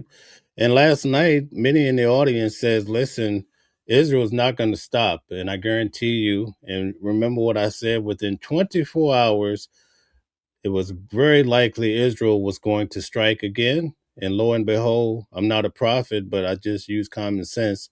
Look what they did. Proxy militia Hezbollah in Lebanon, while Hezbollah has launched hundreds of rockets into Israel in support of Iran. Still, world leaders hopeful this morning as all eyes are on the Strait of Hormuz, with that tentative Iranian agreement to coordinate safe passage for oil and gas tankers through the strait. Damage to the Gulf's energy infrastructure has already been done after weeks of attacks from Iran's missiles and drones. Repairing that will take much more than a ceasefire. The Pakistani prime minister, who was directly involved in negotiating this deal, explicitly said that Lebanon was part of the ceasefire. And then this morning you have the Israeli prime minister contradicting that statement. So look in the coming days for that to be a real sticking point in these negotiations. Craig? Stephanie got. So the president says we have the ceasefire. Everybody's so excited. And then Netanyahu comes out and says, yeah, great deal. But guess what? Lebanon is not on the table. We're going to continue to light them up. And remember, we went through those 10 points last night, and one of the points that came out from Iran's side is that no one can get bombed in the region, right? No one. We need to chill. That's according to this 10 points. Now, the issue is we do not have 100% certainty that Iran actually put together those 10 points. The president said that Pakistan is the one that's serving as the negotiator in the middle, right? But again, when I asked the question last night for everybody to participate in the poll, most people felt like Iran is true. What you hear that Iran is not communicating at all. So are we negotiating with ourselves, or are we being told a narrative that may not be 100% true? That's the question, and questions that the preacher man wants to know, right? That's what the pastor said. But anyway, now we're going to check out this panel. And this panel, even though it's coming from a weird place of CNN, I know a lot of people do not like it. I want you guys to check out some of the critical thinking on this channel. We're all about critical thinking. I want you guys to pay attention to this. I think it's a great discussion. Are we now, Bobby? Because this 10-point plan that presumptively is going to be the basis of negotiations is pretty extreme on the Iranian side, as one would expect. I mean, it gives them control over the Strait of Hormuz, it allows them to charge tolls, it calls for reparations. I think I made it very clear, and I'm coming from a good place, but I think I've made it very clear that we're not receiving the truth, right? Does it mean that I'm anti-American? No, right? Doesn't mean anything of that sort, but what I'm trying to tell you, if you're not really paying attention to what's happening, all of a sudden these days are going to be on your head and you're going to be probably in a tough situation. You're like, well, I didn't know that this was happening. And that's why it's important to really peer in and pay attention to all of these matters. effectively. It asks for a lot of different things. So where do we stand right now? Well, only yesterday the White House was briefing reporters and saying that the 10 points that Iran had put forward were unacceptable, that they were maximalist. That was the term that was used. I think Axios was reporting that, and that it would not be considered. Today, Trump is saying that it's the basis of a conversation. Now, it's not unusual for two sides in a negotiation to start from maximalist positions and then find their way to something that both sides can agree on. But we don't yet have anywhere near enough information. We've heard that there's a 10-point plan. The White House has not released this 10-point plan. The Iranians have not released the 10-point plan. An Iranian news agency, which is usually the mouthpiece of the government, has released only the sketchiest idea of a 10-point plan, and that includes the points that you make, that they get to decide who goes through Hormuz. The United States has to. Guys, hit the like button, share, subscribe. Thank you very much. Keep hitting the hearts. I really do appreciate it. Leave. All American military personnel have to leave from the region. That they get to decide. Hey, Breezy, how are you? On their nuclear uranium enrichment program. These are things that surely, after all of what we've seen take place, after everything that the president has said over the last month and a half, none of these things should be acceptable at face value to the Trump administration. But now the president says, at this late hour, that it's a basis of a conversation. Yeah, and I mean, and all the things that you're saying. And I want to make this very clear, right? And I want to be very respectful to everybody, but I want to be 100% with you guys. I have no issue with anybody and their religion. And remember, I told you religion is the lens through which people see their God. So if you change the man's religion, now he can eat pork. If he put on these lenses, he can't eat pork anymore. And the list goes on and on. So I totally get it. I totally respect it. But if you have a religion or a nation that's gun happy, they don't want peace, and they're warring, and all of these issues is associated with their God and their religion, go fight your wars, but don't pull people into this that did not ask for it. Maybe they don't believe in your God. They believe in that God over there. That's fine too. They wear a different pair of lenses. But don't ask the kids of these people who don't believe in your God.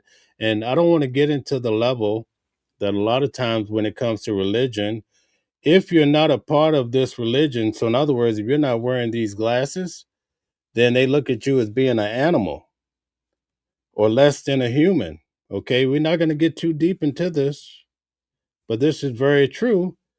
And so we're going to let the animals go fight our war. Oh, no. You see the problem here? Now, I don't want to go there. I'm going to stay in this box. I'm going to get back to what I'm doing. But this is where it gets cloudy. So if you want to fight these wars, and that's where it's always great to have a president that can really help us balance this out and make sure we're doing it appropriately, right? And I think you guys can understand my drift. I think I'm being very fair. But now this whole war thing is turning into a part of worship to God. And I think somewhere along the line, we've lost our journey. All right. So thank you, guys. Were true yesterday. Yep. Throughout the entire day yesterday. So why move the goalposts tonight, just hours before his deadline? Well, I agree with some of what was said there. We don't really know what's in the 10 points. We haven't seen it. We also don't know what conversations have been had with a lot of other countries. There's a lot of reporting tonight that maybe China was involved, that maybe other countries got engaged here in mediating this. So there's obviously a lot of players in the room having conversations that we're simply not privy to. So I think we're all probably going to be watching over the next 2 weeks to see how the negotiations turn out. What I'm most interested in is what happens to the nuclear program of Iran. To me, that was the biggest piece of why we were doing this. The president drew a red line. They will never get a nuclear weapon. That's why we were doing this, along with taking away their ability to export terror, the missile program, the aggressive Navy. But to me, that's the number one piece. When are we going to see the negotiating points around the development of nuclear weapons? And we'll find that out, I guess, in the coming days. No mention of that. Trump, by the way, and we shouldn't gloss over this, he started the morning with the threat of ending Iran's civilization. and ended the day without any clarity on any of the things that Scott just pointed out, and especially the thing that presumptively we went into this war to get control over, which is the nuclear program. Pretty insane jump, right? From destroying civilization to seemingly using their 10-point maximalist plan as a baseline, right? And those are the kind of, just to your point, I really want to understand exactly what's been agreed to behind the scenes here. So we have some people in the audience that are talking about CNN. Why are we listening to CNN? Okay, we had enough of that already. We cover news. We look into pretty much anything. So we get your point. But CNN is this is probably the only CNN video for today, maybe even the week. So I just want to make it clear, we look at all sorts of news, but please don't distract and disturb everybody else with the same question over and over in the chat about CNN. We understand it. I dig it. And if tolling is what's been agreed to, allowing Iran to actually charge a toll for ships to pass through, that would be actually a step backward for our country and for global passage of 20% of the world's oil and gas. That's a huge problem. And you add to that, and I'd like to really understand where we are on the uranium side, and I think the nuclear piece is very, very important. Where are we on the terror program, what's been agreed to there, and of course, what's happened on the ballistic side, and kind of what progress. Guys, we have 1,100 people. Could we please hit the like button, share, subscribe, help push the channel? Thank you. Keep hitting the hearts. Thank you. Have we made? And I think that's a very important thing to understand. Well, hopefully we'll hear from the president. I don't think anything's been agreed to, by the way, other than. Then why did the goalposts move? Why did he call off he set a red line, he called it off, and nothing has been agreed to? Well, they've agreed to negotiate, and the one thing that he specifically. She is really imploring critical thinking. She's asking some tough questions. This is the part I really want everybody to pay attention to. Mentioned was that Iran said they were going to open the strait, and this whole negotiation, this whole ceasefire is based on their willingness to do that. But they have a baseline for negotiations. So I guess there's going to be a 2-week period here where we find out if we can have a diplomatic solution. I think the agreement is to open it and then talk about the rest of it. Well, the strait was not even an issue at the start of this war. The strait was open, and now that becomes the closing of the strait was a result of this war, and now that becomes the key to renegotiating with the Iranians. How did that become the key issue? That was never the key issue before the war began. We've now. So again, as I was saying earlier, the strait was never the key issue when this whole conflict started. Now it's become the prime thing, right? One of the prime things. Showed the Iranians, and they in turn have showed the rest of the world, that they have the ability to put their hands on the neck of the global economy. And once that has been seen, it can't be unseen. Once that, ensured your cliche. You don't think they realized they had never done it in all these years? They knew it was sitting there? And it's a big difference between knowing it and demonstrating it now. Everybody in the world knows it. Trillions of dollars of the global economy depend on it. It's not enough to say that it was always going to be this way. It was not going to be this way on the 27th of last month. It's become this way because of this war. But to me, this is still secondary.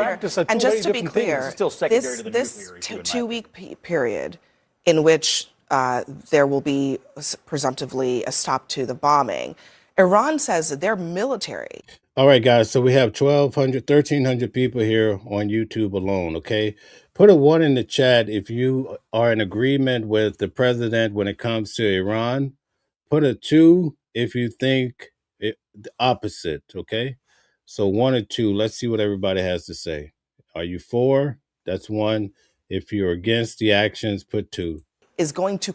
If you don't care, put a 3. Control the Strait of Hormuz. So they are still going to use, to your point, the threat of force to allow whoever they want to come through that passage. When was the last time we discussed the Iranians using military force to patrol the Strait of Hormuz?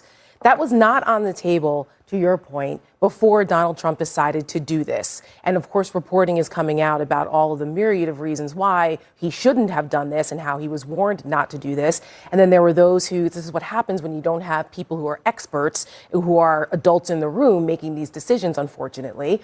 This is what happens. They didn't anticipate this part. They went, wait a minute. The Strait of Hormuz controls all of this rite of passage for oil, for petrochemicals. Oh my gosh, our farmers are now freaking out because before they were suffering from tariffs and going bankrupt. Now it's planting season and they can't get their fertilizer. And then, oh my gosh, oil is going through the roof per barrel. And the American people were paying $2.50 a gallon. Now they're paying $4.15 sometimes. I mean, before this happened, how many of you really knew about fertilizer going through the Strait of Hormuz, right? This has become such a big issue when it comes to the economy as well as fuel and so forth. But a lot of people just didn't know it, right? Times 7, depending on where you live, since Donald Trump did this. We need to ask a question. How is this making America great again? If it was all about the nuclear program, which I agree with you, Scott, on, that was something that was very important. We haven't heard anything about that. If it was all about the ballistic missile program, we haven't heard anything about that in weeks. If this has all been about the Strait of Hormuz because Donald Trump has created chaos and instability and upset our allies and almost broke up NATO over all of this, and you can't undo the damage that he's already done. We cannot just gloss over the fact that the President of the United States threatened genocide against a civilization because he threw a temper tantrum this morning because he wasn't getting his own way. There should be consequences for that kind of flippant language. That's not something we should just gloss over. We'll get to that in the next block. Really forget what Scott's point was, though, here. And I agree with you. When we're talking about messaging, you cannot possibly argue right now it has changed from day to day to day to day. But let's just one time in our history, in our recent history, let's look at the long game for once. This is a country right now, one of the most evil nation states that has been on the planet. It has been severely degraded with respect to its nuclear capability. It has been severely degraded with respect to its missile capability. Its army has been severely degraded. When they talk about trying to keep the Strait of Hormuz, that we're going to keep it closed with their military, what Navy?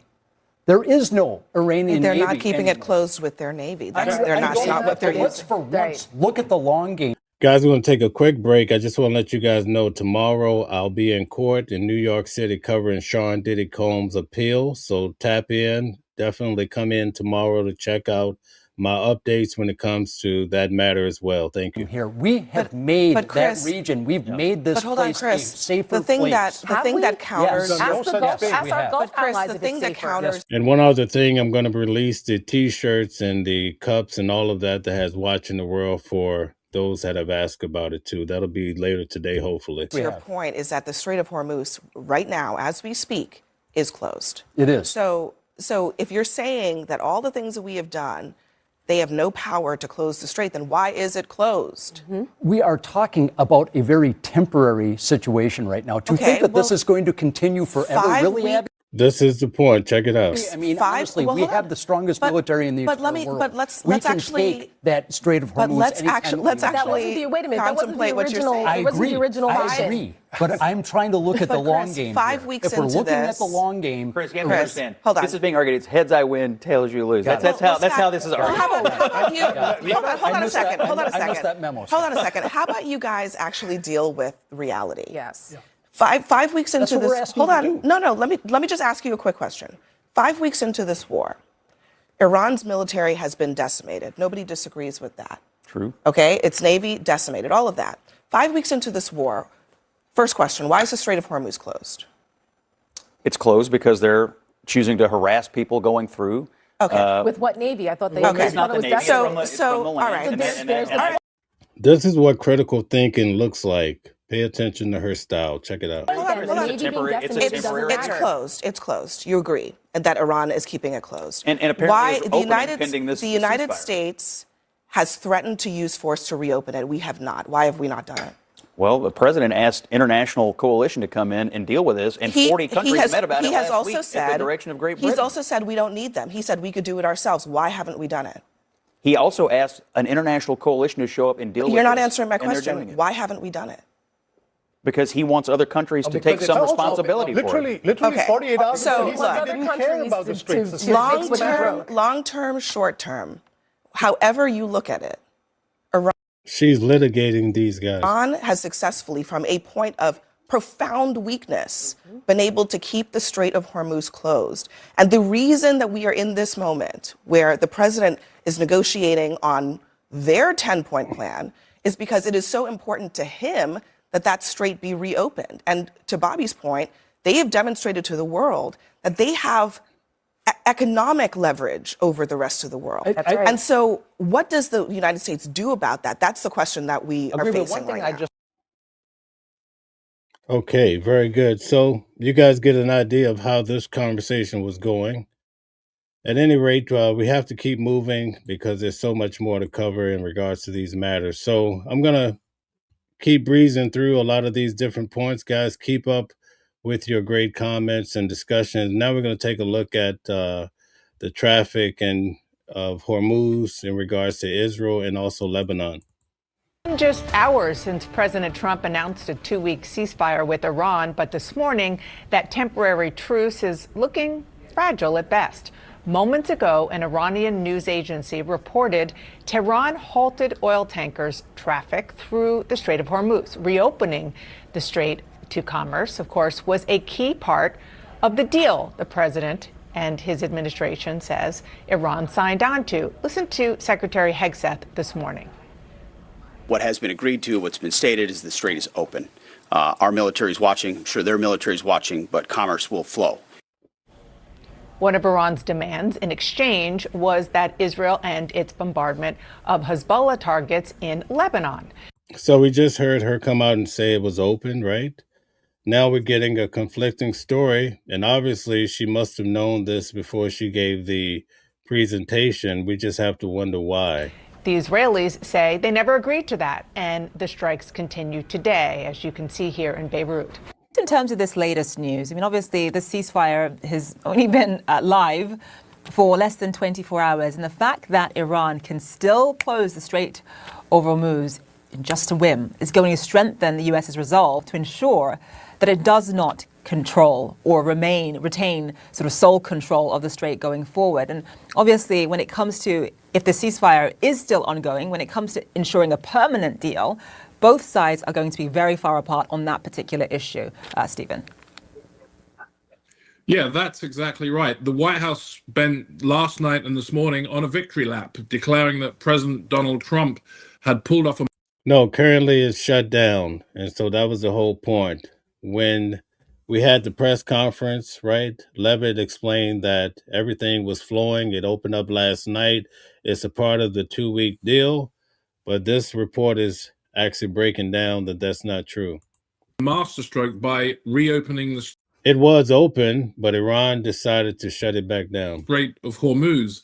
That was somewhat of an absurd claim because the Strait of Hormuz, of course, was open before he launched this war that was opposed by much of the world. But this new apparent closure will undercut the not only the White House claim that Trump has pulled off a massive victory here, and that the Strait of Hormuz issue is not even going to be something that's going to be contentious going forward. I think it shows why a lot of people are arguing that despite all the propaganda coming out of Washington, the United States has absorbed a strategic defeat here, because it shows that going forward at any... Okay, guys, Life of Bluegrass says they never opened it in the beginning. All right, thanks for your comment. Moment, even a few hours into a ceasefire, Iran has the capacity to close that strait and create, again, that chokehold on the global economy. So I think it's going to be very irksome to the White House. The question is, how will they respond? Will they try to pretend this isn't happening, that it's just a teething problem? Or at some point, will President Trump's credibility and prestige and red lines again come into play in such a way as he has to take some military action, and then we're back where we were before? Now we're seeing the closure of the Strait of Hormuz. Just talk about how the escalation after the ceasefire last night has only increased. Yeah, there are multiple sensitivities here. There are multiple narratives, not least what we've heard from Pete Hegseth, the Secretary of Defense, not least what we've heard from a whole variety of Iranian officials who both sides claiming victory. So you have that, and it's not clear what precisely has been agreed. Pakistan's ambassador to the UN said that Pakistan... Guys, we show all news sources. Whenever I play Fox, I never get anybody complaining. The minute I play one video of CNN, the chat goes crazy. CNN, CNN. So let's just, we're taking in, processing all types of information. Pakistan's Prime Minister had sent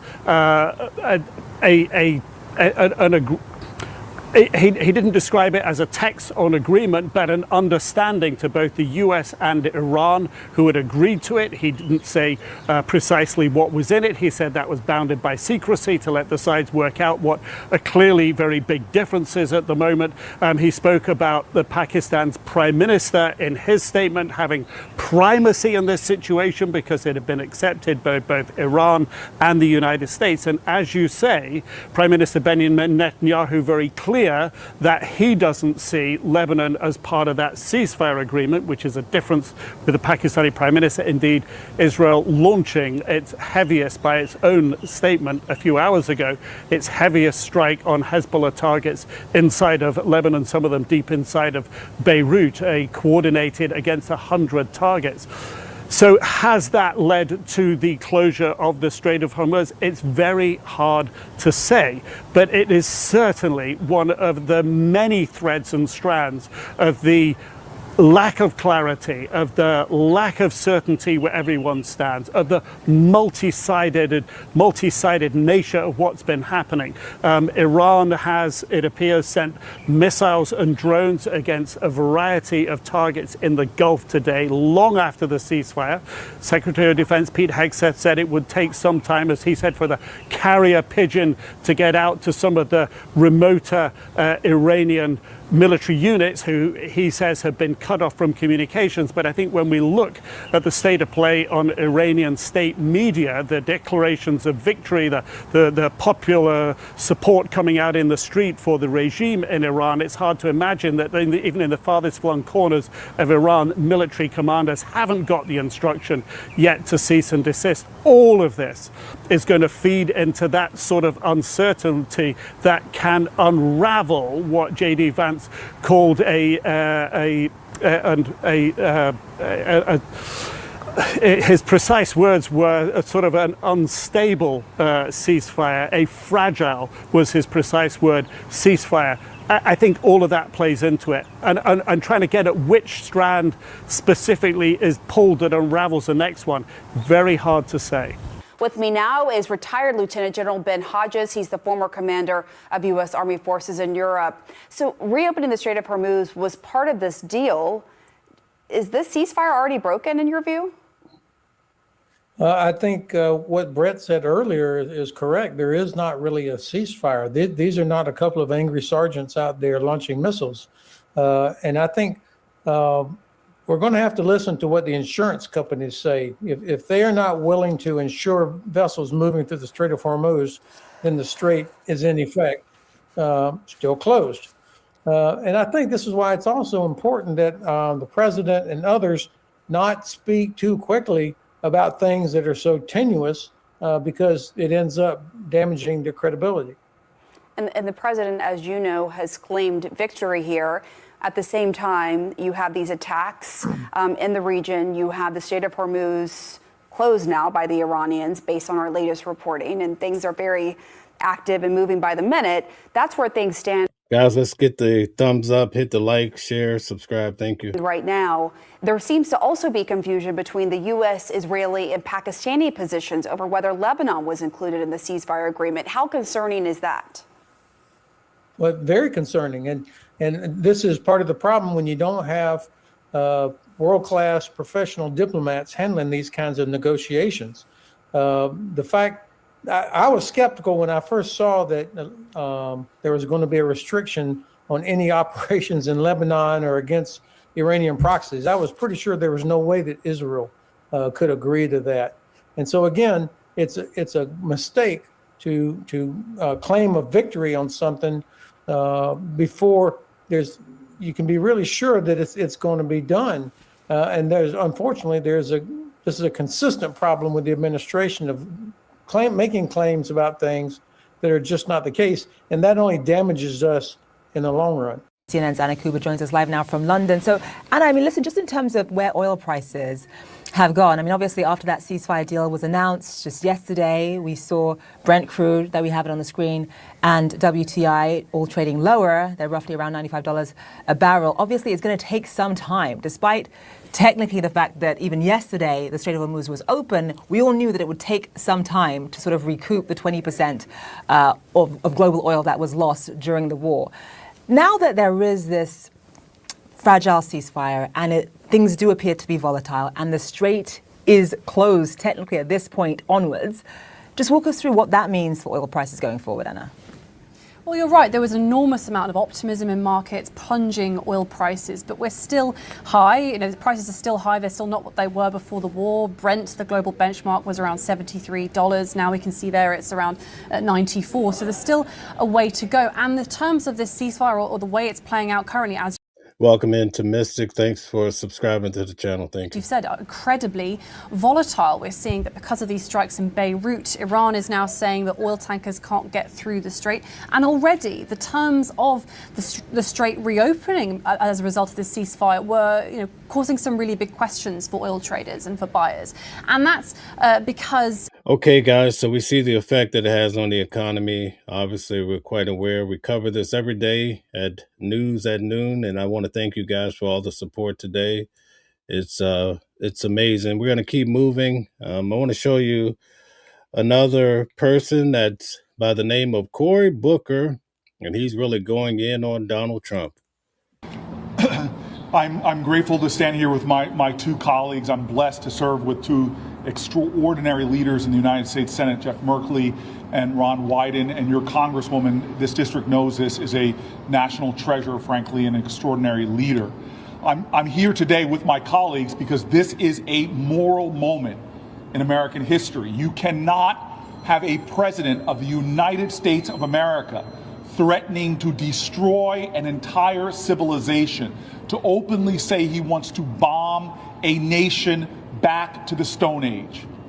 All of us in a bipartisan manner thought it was horrors when the Iranian regime was slaughtering thousands of their people. But now our president is talking about eliminating 90 million human beings and setting their nation back into a humanitarian crisis like we have never seen before.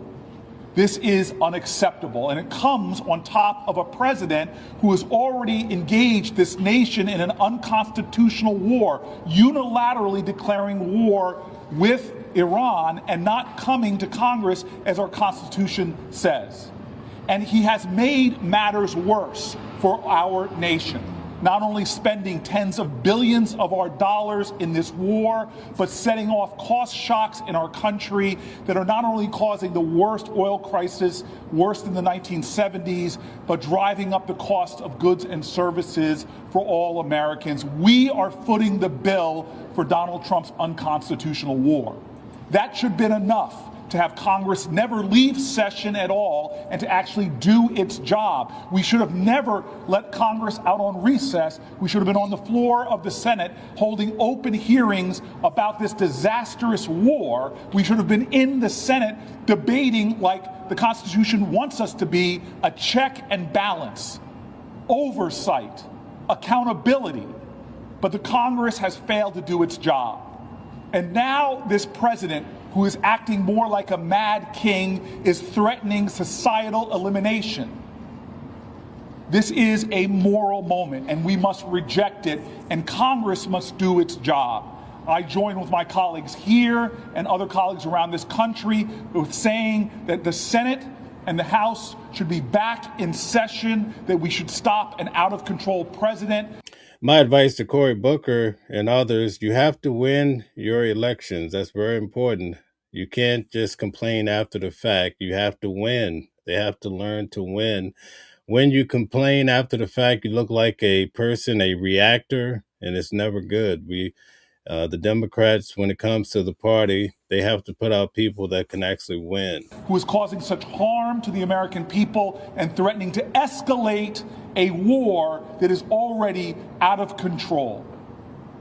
This is not justice. This is not who America is.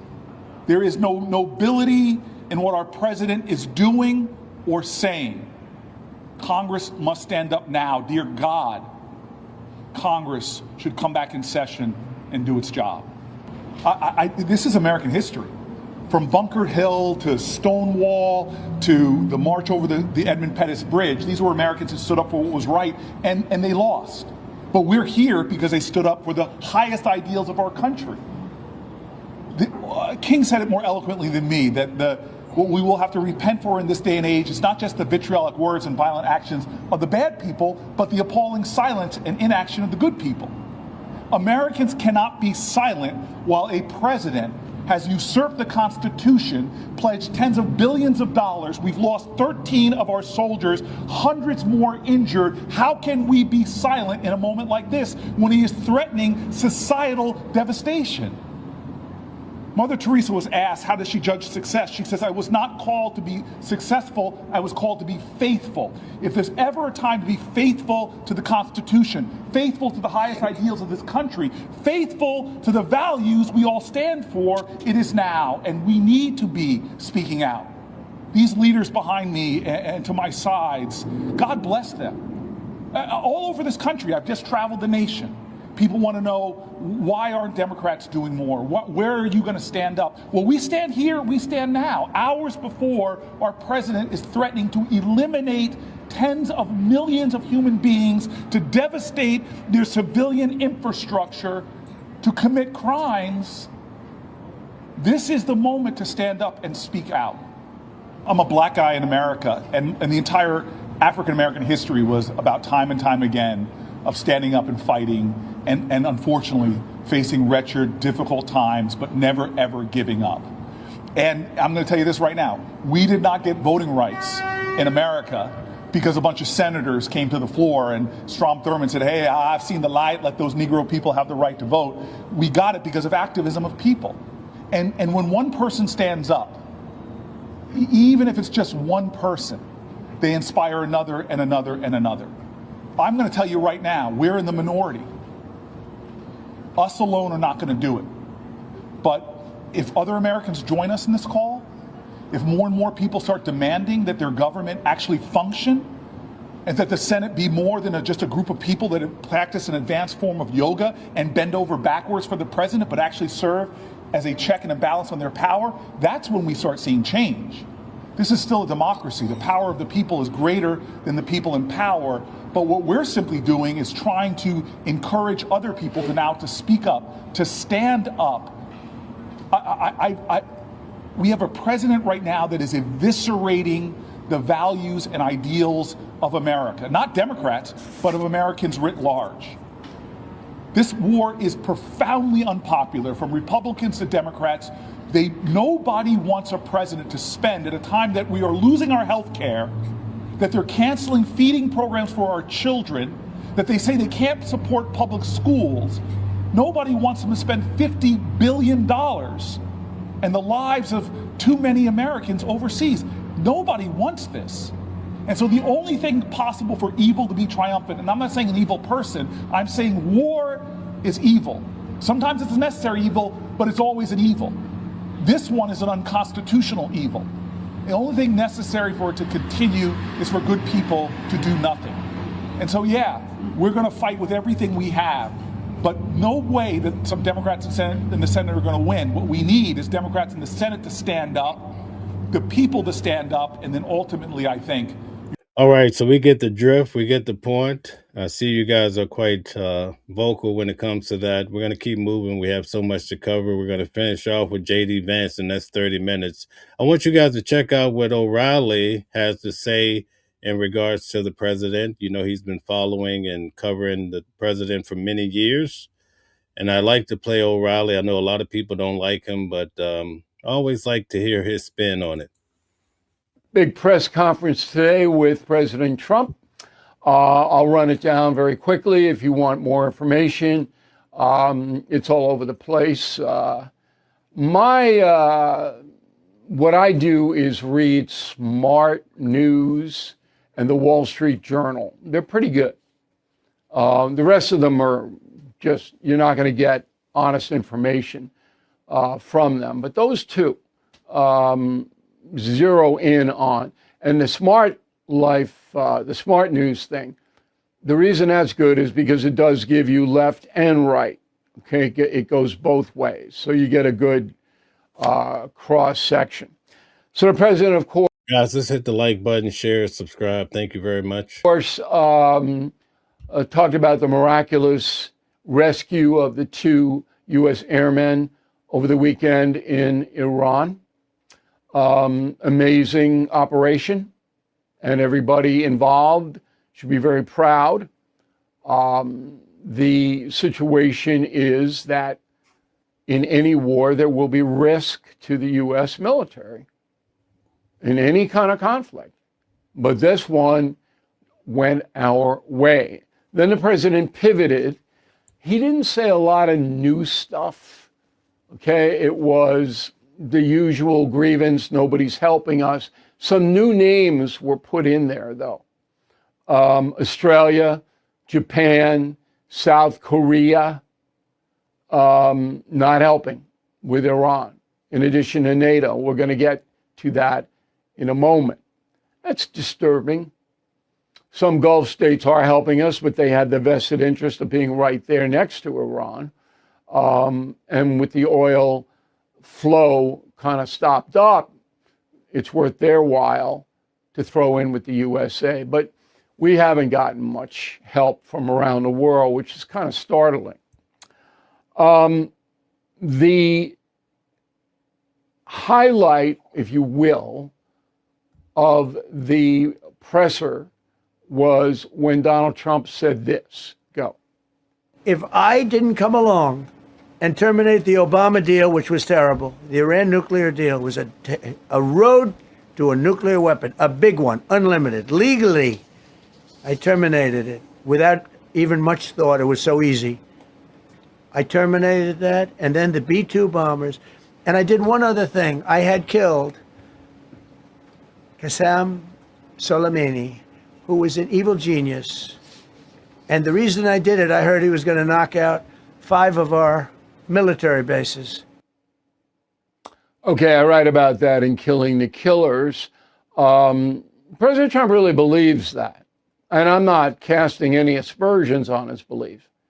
But he believes that he was designated by maybe a higher power to come in and stop this madness with Iran. Now, the people who don't like the president don't believe it, and both sides believe what they want to believe. But I'm not in that soup bowl. So I know that the Iranians feverishly want to get a nuclear weapon. If they did not, Guys, take a moment, hit the like button, share, subscribe, turn on your notifications. Keep hitting the hearts. Thank you very much. We do this every day at noon. Tomorrow, I will be covering Sean Diddy Combs from the federal courthouse in Manhattan. They would have allowed inspectors in. I'm a simple man. That's a simple analysis. If you're not hell-bent on getting your nuclear arsenal, why not let them in? Okay, so they can see. You've already suffered an air intrusion on your main nuke base, and you're now starting it up again. You say, okay, we're going to stop. Iran doesn't need to develop a nuclear weapon. It doesn't need to. So this is all logic that I'm bringing to my analysis. So you've got a country that's tottering, all right, may go under, yet you're still refusing to allow the inspectors in to look at the nukes. Now, the president reiterated that the end of Tuesday, tomorrow, if he doesn't have some kind of deal with Iran that involves nukes, that he'll bomb their electrical grid, take them out. They won't have any communications. I believe that that might be extended. The Tuesday deadline might be extended, perhaps for a week. Not a bad thing. Not a bad thing. Shows the world we're not warmongers here. Want to get this done. Okay. But the key component is in his mind, President of the United States believes he is doing the right thing for the world. The world largely is rejecting that. Thank you for watching The View. Okay, so that's a point of view. We're going to check out one more before we get to J.D. Vance and what he had to say today. Thank you guys again for all the likes, shares, and subscriptions. Now we're going to take a look at how some individuals are taking a different stance when it comes to MAGA because of the war. How do you stop a war that people already oppose? Well, as with so many things in democracy and politics, there is a spectrum and there is volume. And Trump already has an unpopular war on his hands with a gas price problem, which is part of why he is almost desperately seeking a quick off-ramp, perhaps thinking that his threats will work. We've discussed how they are unlawful either way. But now we're seeing more cracks on the right. Tucker Carlson, who literally campaigned for Donald Trump last cycle, was at the convention giving the speech, now condemning this, and something we've also seen criticism of, which is that Donald Trump always has his own style, yada, yada, but the profane, vulgar, and increasingly erratic behavior, some of which landed on Easter Sunday. Killing non-combatants, people who did nothing wrong, who didn't choose this war, who were just people created by God. That is immoral. That will never be moral. That can never be justified. That is always wrong. How dare you speak that way on Easter morning to the country? Who do you think you are? You are not God, and only if you think you are do you talk this way. To send out a tweet with the F word on Easter morning promising the murder of civilians and then saying praise be to Allah without explaining any of it, that is evil. Now, you can look at this a number of ways.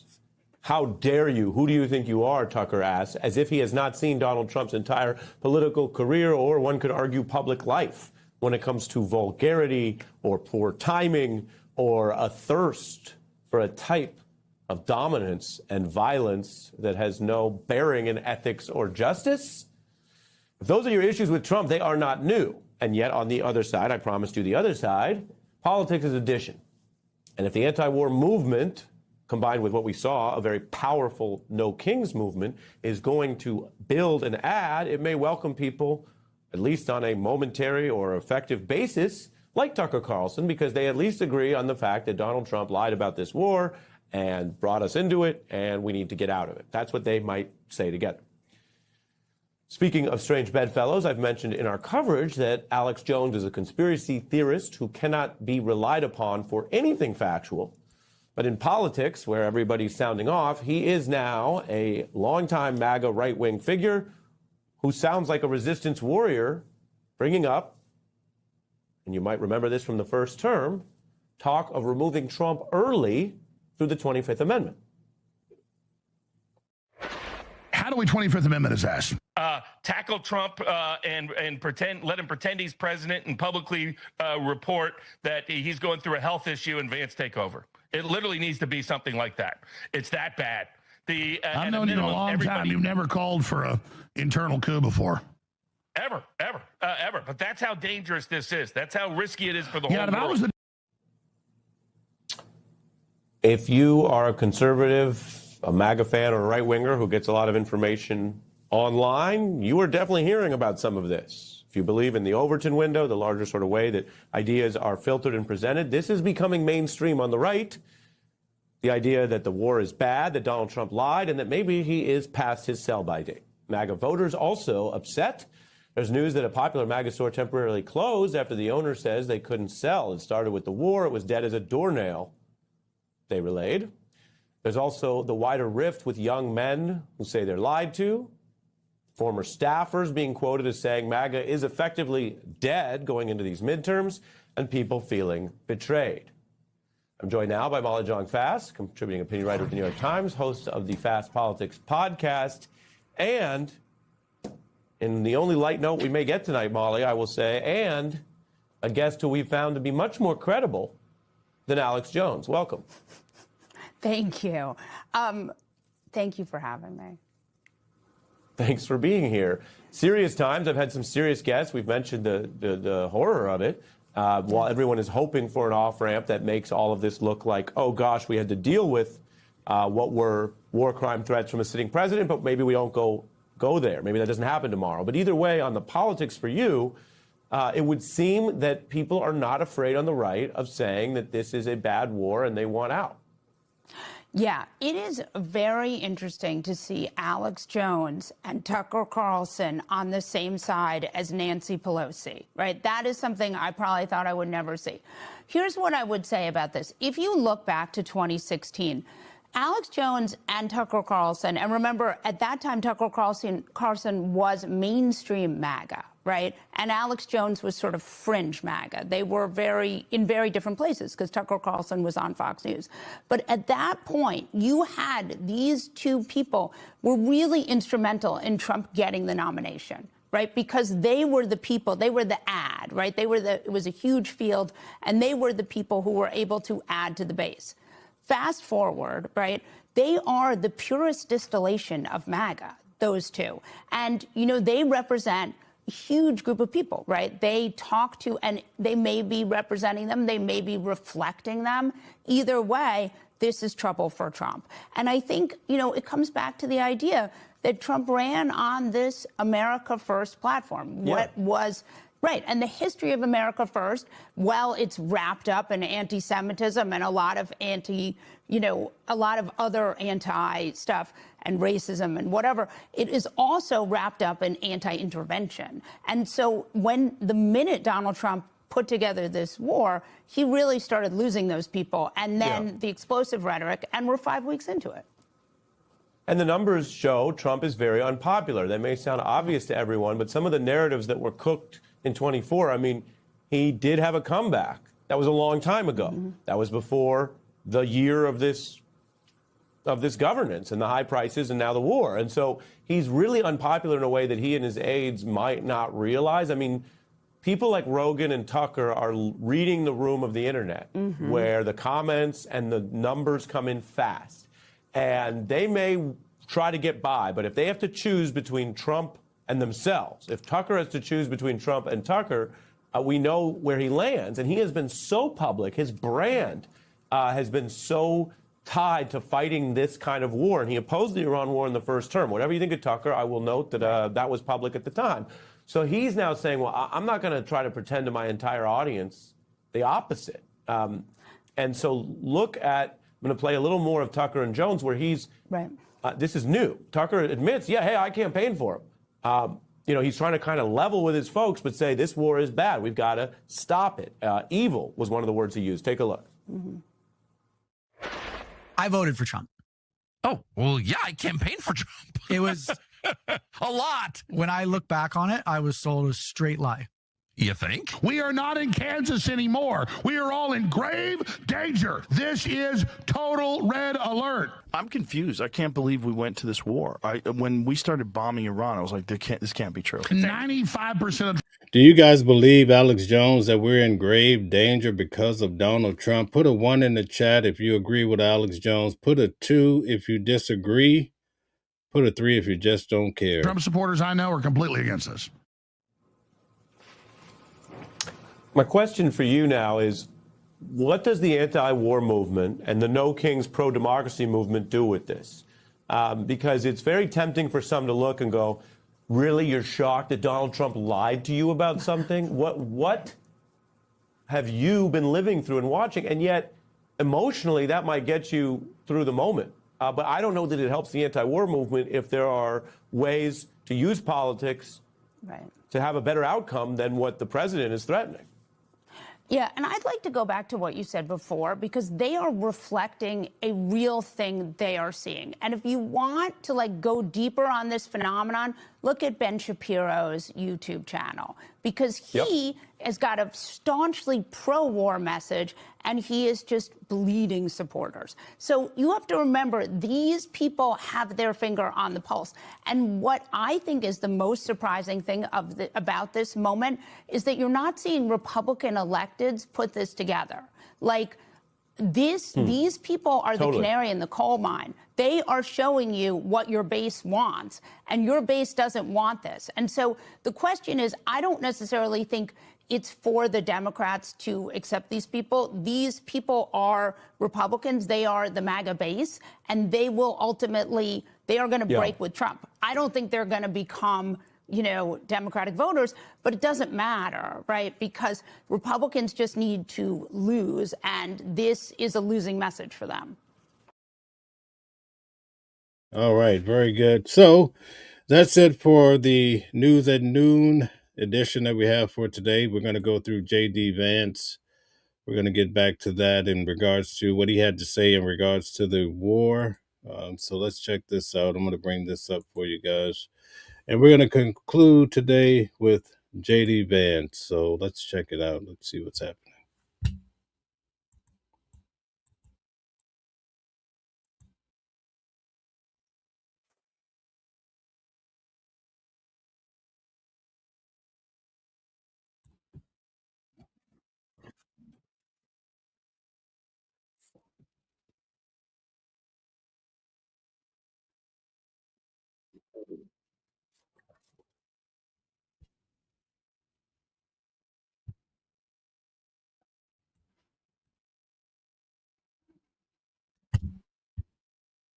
Of course, as you know, MCC is an institution where we have more than 8,000 students in 30 centers all across the countries and in the neighboring countries.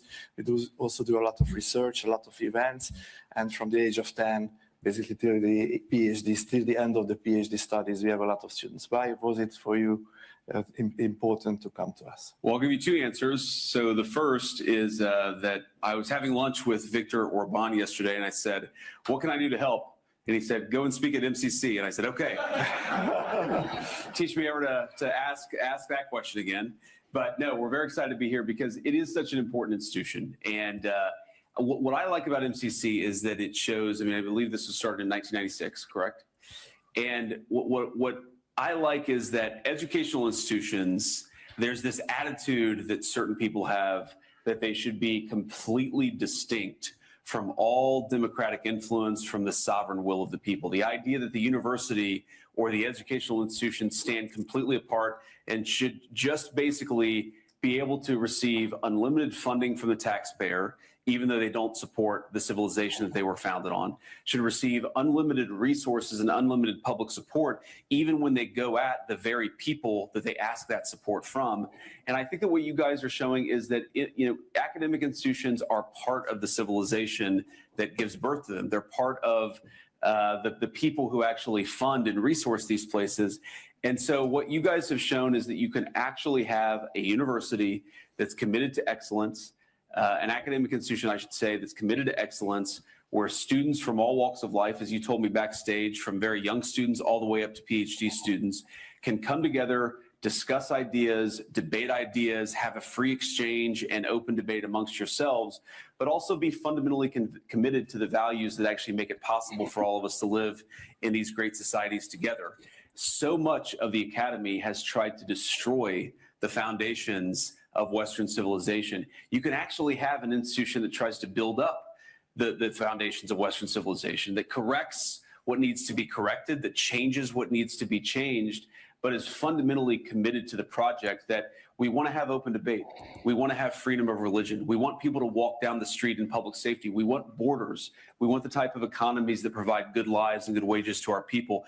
Foundationally, it's kind of crazy that so many Western academic institutions are not committed to any of these values and yet expect public support. You guys stand in defiance of that. So I thought it'd be fun to come and spend a morning with you. Thanks.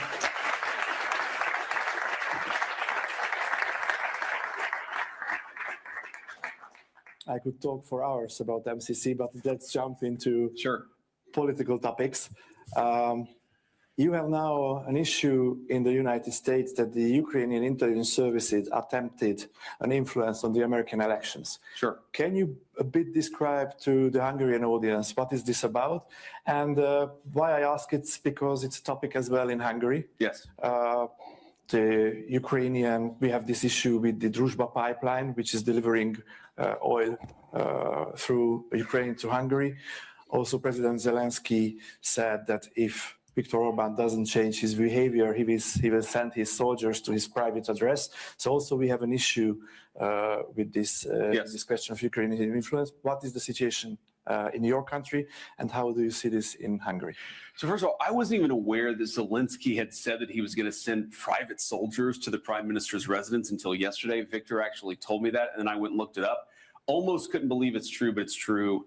It's completely scandalous. You should never have a foreign head of government or a foreign head of state threatening the head of government of an allied nation. It's preposterous. It's unacceptable. And what I find so interesting about, there's a lot of conversation about foreign influence in our elections. So you saw this back in 2016, where a lot of the American media said that it was a true scandal that the Russian government bought like $500,000 of Facebook advertisements during the 2016 campaign. And for what it's worth, I don't want Russia involved in our elections in the same way that I'm sure you don't want any other country involved in your elections.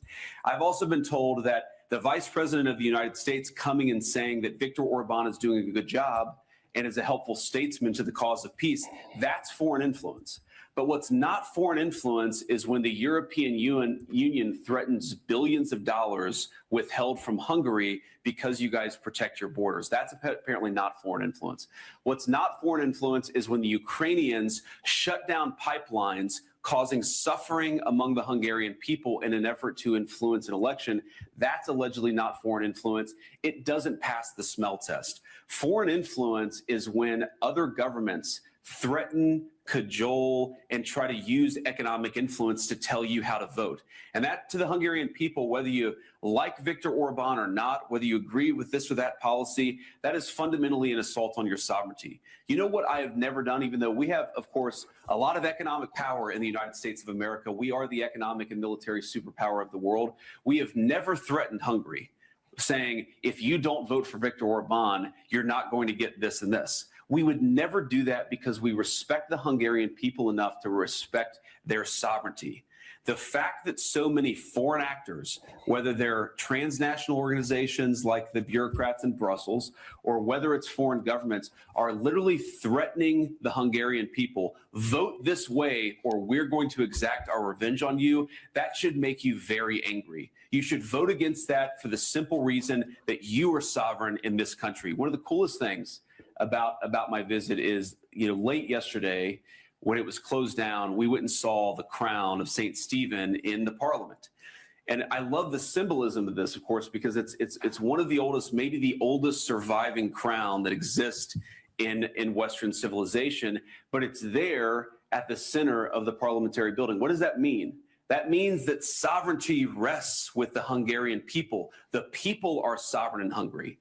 But for that to be true, the Hungarian people have to reject these foreign influence operations, vote for who they want to be their leader, reject the Brussels bureaucrats.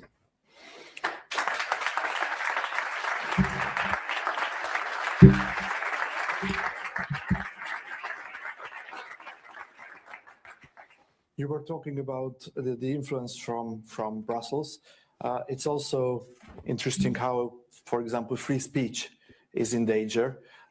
If you look on the tech companies and the influence on them from the Brusselian bureaucrats, it's an important topic, it's an important question. But in connection to you, one of the largest Hungarian oppositional leftist mainstream press wrote that there is no Ukrainian or Brussels influence in Hungary, only Russian influence. Do you know this from somehow? I had not seen that observation, but again, I find it darkly ironic that people are accusing me of engaging in some kind of foreign influence. All that we're saying is that Viktor Orban, he does a good job, because he does. He's a very, very important partner for peace with the American government, because he is. I hate to say this, because they're obviously much bigger economies, much more populous countries in Europe, but most of the European political capitals have not been nearly as helpful to the cause of peace between Russia and Ukraine as Viktor Orban has. And it's not because, by the way, I've sat in private meetings with Viktor where he has very, very capably summed up the Ukrainian position, where he said, this is what the Ukrainians care about, this is what the Russians care about, because if you want to make peace, you have to understand what the two parties to the conflict actually think.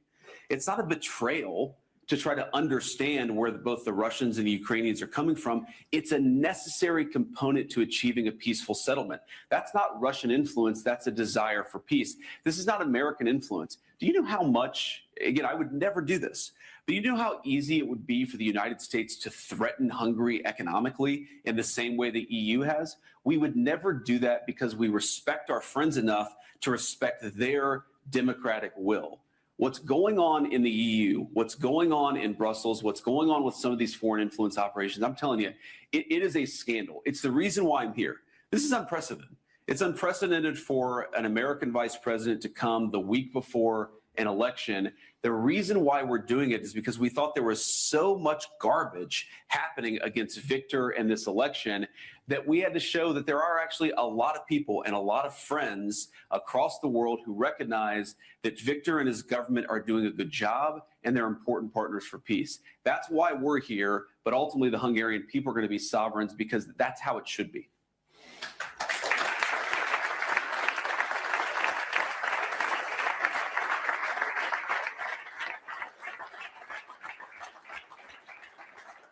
We often hear that we are living in dangerous times. There is an ongoing situation in Iran now, but of course, which is next to our border is the Russian-Ukrainian conflict. I think when you and President Trump won the elections, there was a window of opportunity to stop this. You tried to stop this, then it didn't happen. I think, and the Brusselian bureaucrats and the European elite said that, and somehow made a pressure that not to stop and not to make peace as soon as possible. What do you think?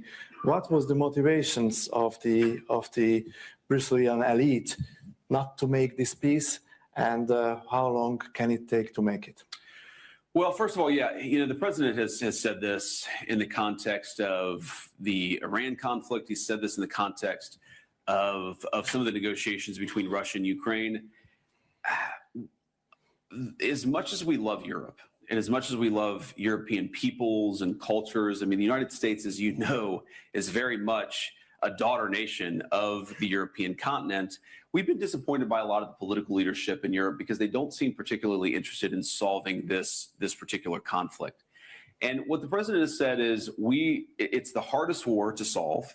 In some ways, we thought it would be the easiest, but it has been the hardest. We've been at it for now 14 months, and we're just going to keep on working at it. We have made significant progress. I mean, if you go back to where we were in the beginning, where we couldn't even get the Russians or the Ukrainians to put on paper, what is it that you want in order to settle the conflict? We've now gotten that.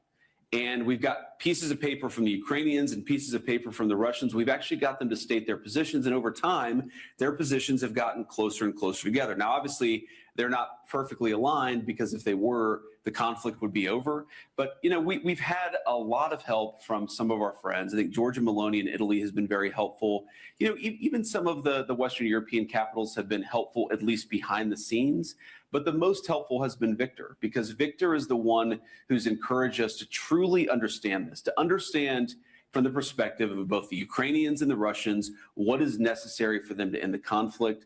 And that's why we've made some progress. We haven't obviously made the final amount of progress, but I'm pretty optimistic about this because fundamentally the war has stopped making sense. What I would say to both the Russians and the Ukrainians is, that, we're talking about haggling at this point over a few square kilometers of territory in one direction or another. Is that worth losing hundreds of thousands of additional Russian and Ukrainian young men? Is that worth an additional months or even years of higher energy prices and economic devastation? We think the answer is clearly no, but it takes, two to tango. So while Victor and President Trump are going to continue to work towards a peaceful settlement, fundamentally, we can only open the door. The Russians and the Ukrainians have to walk through it. And what do you think about Europe? Europe has several problems if we look on the growth numbers of the European Union, on the competitiveness, on the energy prices. How do you see Europe, and what could be the future for Europe under these circumstances? Yes, it's very sad because there's so much. I talked about this in my speech last night a little bit. There's so much discussion in the European press. Do Vance and Trump and Rubio, do they hate Europe? Do they love Europe? The answer is we absolutely love Europe. It's an important trading partner, but most importantly, again, like I said, it's an important cultural cousin of the United States of America. The ideas that founded the United States of America were first birthed on the European continent. We're very mindful of that fact. And of course, we love the people, the culture, the everything about this place. But we do have some disagreements with the political leadership. In particular, why have the Europeans, while saying, by the way, that Russia is the biggest national security threat, why have the Europeans made themselves completely dependent on unreliable sources of energy? Like, if you think that Russia, an energy superpower, is the biggest threat, you should do everything in your power to make yourselves economically and energy dominant, like President Trump has done in the United States. Our European friends have done the exact opposite. If you look at the cost of electricity in the United Kingdom, which is way underinvested in their energy resources, UK families are paying 4 times, 5 times, 6 times what United States citizens are paying for electricity. Now, obviously, I care most about America's citizens. That's who I'm elected to represent. But isn't it a scandal that middle-class Brits, that people who are working hard and playing by the rules, can't afford to heat their home, can't afford to transport themselves to work because their leadership has made energy so expensive? Isn't it a scandal that when normal people on the European continent try to talk about what's going on in their governments, they try to criticize their governments, they try to exercise their rights of free speech, those governments then go to American social media companies and say, you must censor the citizens of your own country because we don't want to hear them. We don't want to hear their free expression. We don't want to hear their free speech. There's just so much wrong with the political leadership. And I would particularly say the bureaucratic leadership in Brussels, right? People who aren't elected, who are not responsive to the democratic will, and I think have made the European continent less secure, less free, and less prosperous. The reason why we make criticism of European political capitals is because we want Europe to thrive, and we think they're making a lot of mistakes. I've had a lot of conversations with European friends, with European heads of state and government, and it's always funny. They always say, well, the United States it defies economic logic. You guys just have way higher economic growth. You have way lower energy costs. They say this as if it was something that happened through accident rather than through the policy choices of the President of the United States. It is not magical that the United States has lower energy costs than the United Kingdom. It's because we've made smart decisions and their leadership has not. They could change course, and we hope that they will.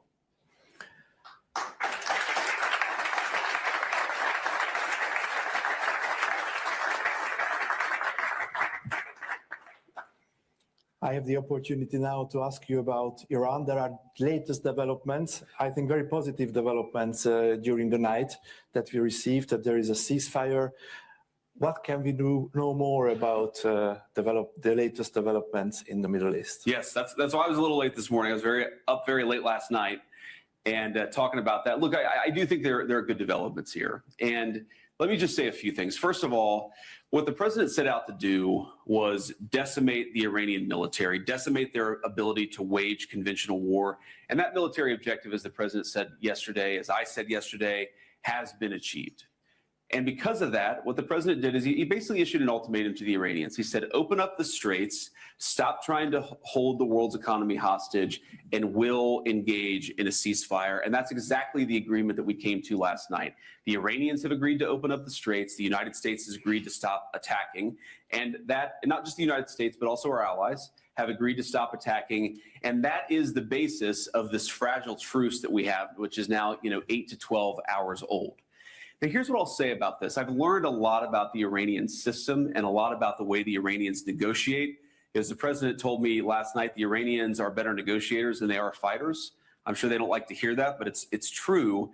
But here's a couple things. So one, just in the response that we've seen from various segments of Iran, you have on the one hand, people within Iran who have responded very favorably. The foreign minister who said, look, we agreed to the United States' terms. We'll do a ceasefire, we'll do a negotiation, we'll open the Straits of Hormuz, and then we'll see if we can come to more agreement down the road. So some of the people have responded favorably and have said the right things. And then you have some people on social media within their system who are basically lying about what we've accomplished militarily. They're lying about the nature of the agreement. They're lying about the nature of the ceasefire. And so you have just, even within their system, and this is why I say this is a fragile truce, you have people who clearly want to come to the negotiating table and work with us to find a good deal. And then you have people who are lying about even the fragile truce that we've already struck. And that's just an interesting thing about their system. And the final point that I'll say about this is the President of the United States has told me, and he's told the entire negotiating team, the Secretary of State, the Special Envoy, Steve Witkoff, he said, go and work in good faith to come to an agreement. That is what he has told us to do. If the Iranians are willing in good faith to work with us, I think we can make an agreement. If they're going to lie, if they're going to cheat, if they're going to try to prevent even the fragile truce that we've set up from taking place, then they're not going to be happy.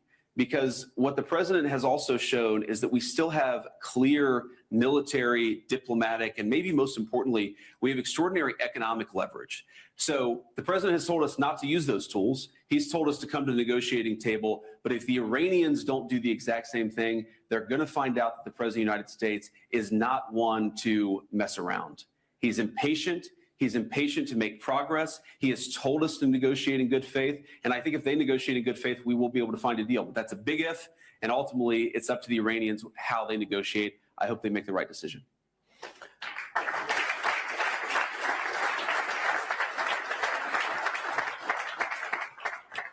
We are here with a lot of talented Hungarian students. You talk a lot about education. Yes. How do you see the future of education? In which direction should it be developed? And do you know a bit the Hungarian education system, especially the tertiary education system, our university system? What is your opinion about this? And how will you develop your education system? Well, I like that the Hungarian university system has imposed what I would call some democratic constraints here. The taxpayer should not be expected to fund radical gender ideology. The taxpayer should not be expected to fund sets of ideas. Now, people have free speech, of course. They can say whatever they want to, but you're not entitled to taxpayer funding if you're advocating civil unrest and violence in the streets and gender ideology. Ultimately, the taxpayers, they're the ones who decide what they're willing to fund, and they should be the ones making that decision. So I really admire that Hungary has actually brought some common sense back to the connection between funding and the university system. You can say whatever you want, but in Hungary, you don't get unlimited subsidy if you want to say something that's really crazy or that promotes violence, et cetera. I think that's a very important thing. I think in the American system, we're making progress in that direction. We've said to the university system in the United States that you're no longer allowed to discriminate based on race. This sounds crazy, but 3 years ago, not only were they allowed to, but they were actively encouraged to discriminate against white students, against students of certain faiths. They were told, against Asian students, they were actually told that you had to have a higher score if your skin color was a certain tone, and a lower score if your skin color was a different tone. That's a violation of the American law. That's a violation of the American Constitution. That's a violation of basic morality.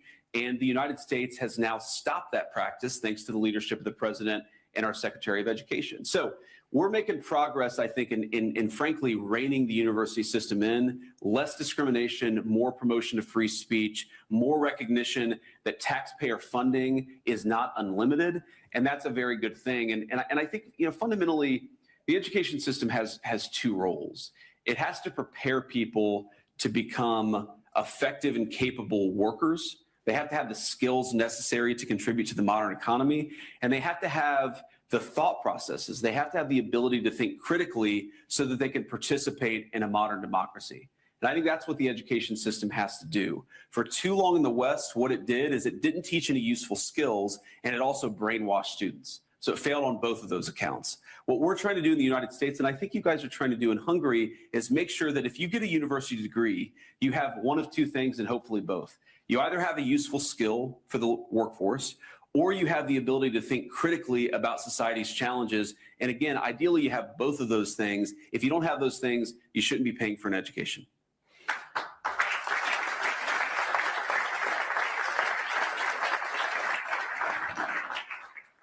Your book is also translated to Hungarian. The Netflix movie about you is also watched in Hungary. You are coming from a more poorer family. Sure. You are coming from Rust Belt society of the United States, and you attended an Ivy League university. You have a degree from Yale. What was the most important that you received during your education? Well, that's a good question. I mean, I guess the most important thing that I got during my education, at least in law school, is I got a wife because we met in law school, and that's very important. I'd get in trouble if I didn't say that. But she's actually now pregnant with our 4th child. So obviously, family is always the most important. Thank you.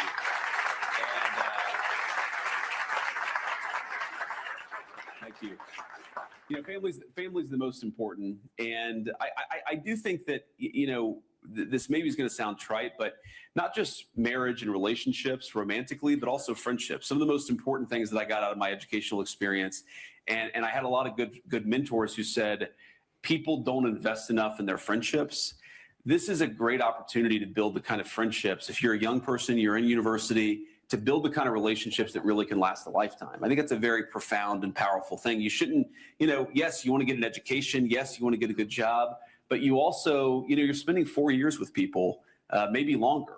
And I think you should take that opportunity to really get to know what you're interested in, who you are, and who you want to build a life with, because that's one of the best things that I think you can get out of an education. But I think that just, if you set aside the relationships, I think the most important thing that I acquired, if I'm being honest, at Yale Law School in particular, is that I learned how elite social networks actually work, okay? Like when I looked at this from the perspective of my hometown and I said, why are all the people who have the fancy jobs, why do they have this credential? Or why are all the people who are on the Supreme Court? Or why are all the people who have been in positions of political leadership, why do they all seem to know the same people and come from the same world? And the answer is that, as I think a lot of us know, whether it's in Brussels or Washington, D.C. or New York City, these places become very insular. And there are things about that just are. They're not good, they're not bad. These places are insular. They're built around relationships. They're built around who you know. Many of the most important jobs in American society, I don't like this, by the way, but it's just the truth, are based on who you know. And so it's important to sort of develop those relationships, and it's important for conservatives in particular.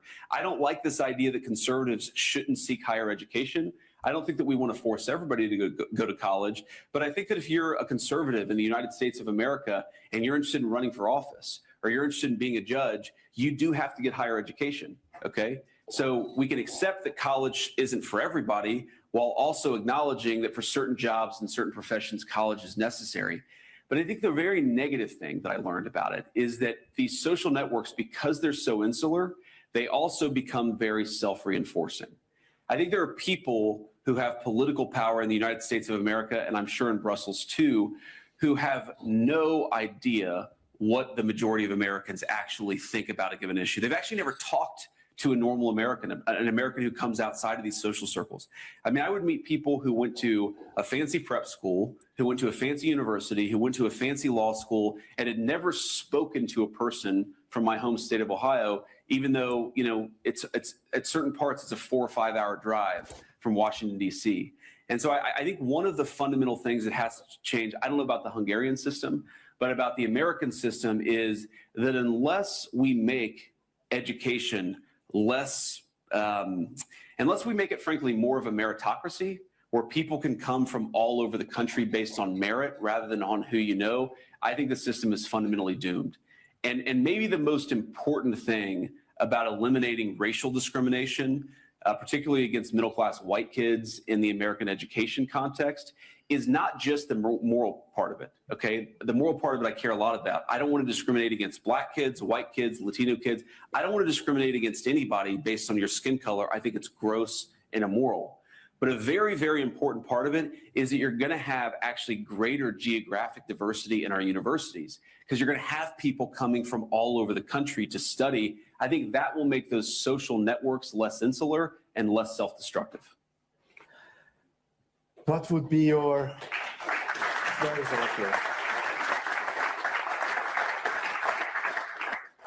What would be your final message to the MCC students here are young individuals, 18, 19, 20. What would be the most important that they should be very careful?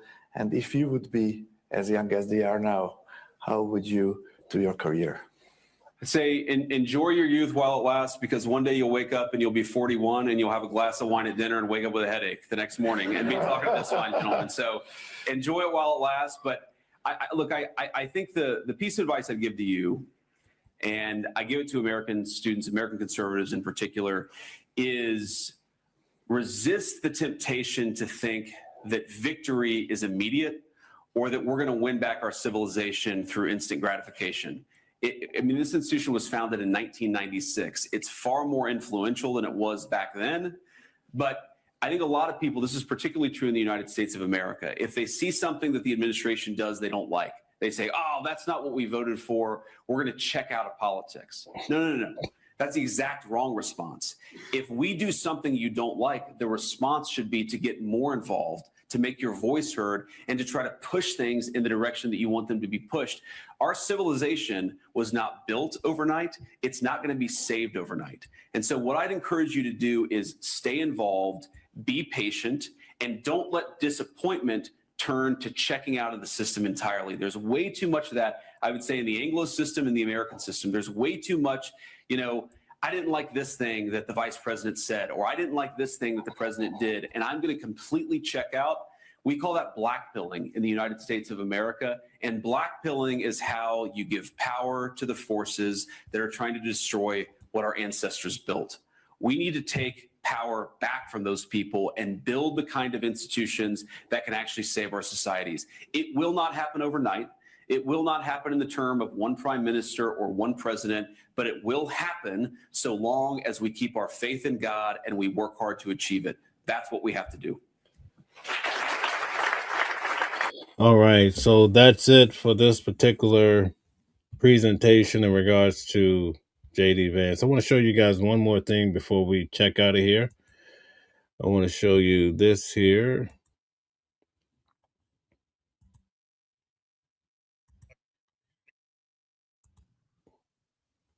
And he does babble and, So this is Alex. We're going to close out with Alex Jones. This is what he has to say about the president of the free world.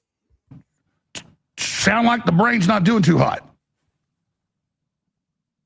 And so we just cut bait on Trump and we just mobilize against the Democrats.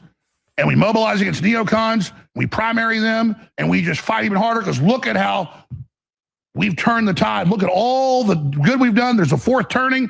Populist, nationalists, conservatives are winning everywhere. There's a Christian reawakening. And Trump is just a minor figure in all of that now. And we have to be appreciative of the old Trump that went through so much and got so much done. And that's the Trump we remember. And we're just sad. So he's basically saying the old Trump, the good Trump is gone, and they have to move on from him. Isn't that something? He's highlighting the health concerns of the president. Because that happens. We need to be sad about Trump. This is not funny. This is not good. But he's gone. And that's it. Here you find a man that supported the president to great lengths, and now he's basically campaigning against the president. What do you guys think in regards to this?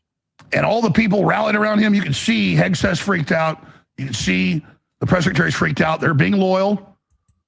They think it's the lesser of two evils. And okay, but I just, Trump needs an intervention. He needs to take some time off.